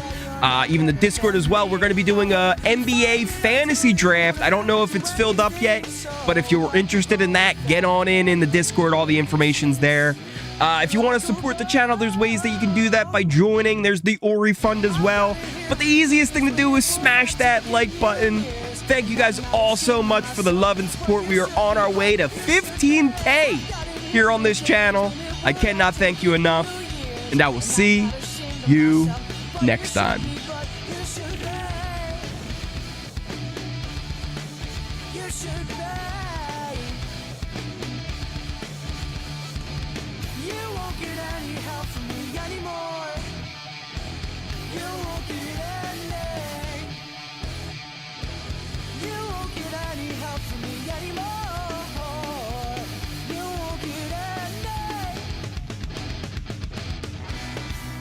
I won't let this go down. I'm gonna get around.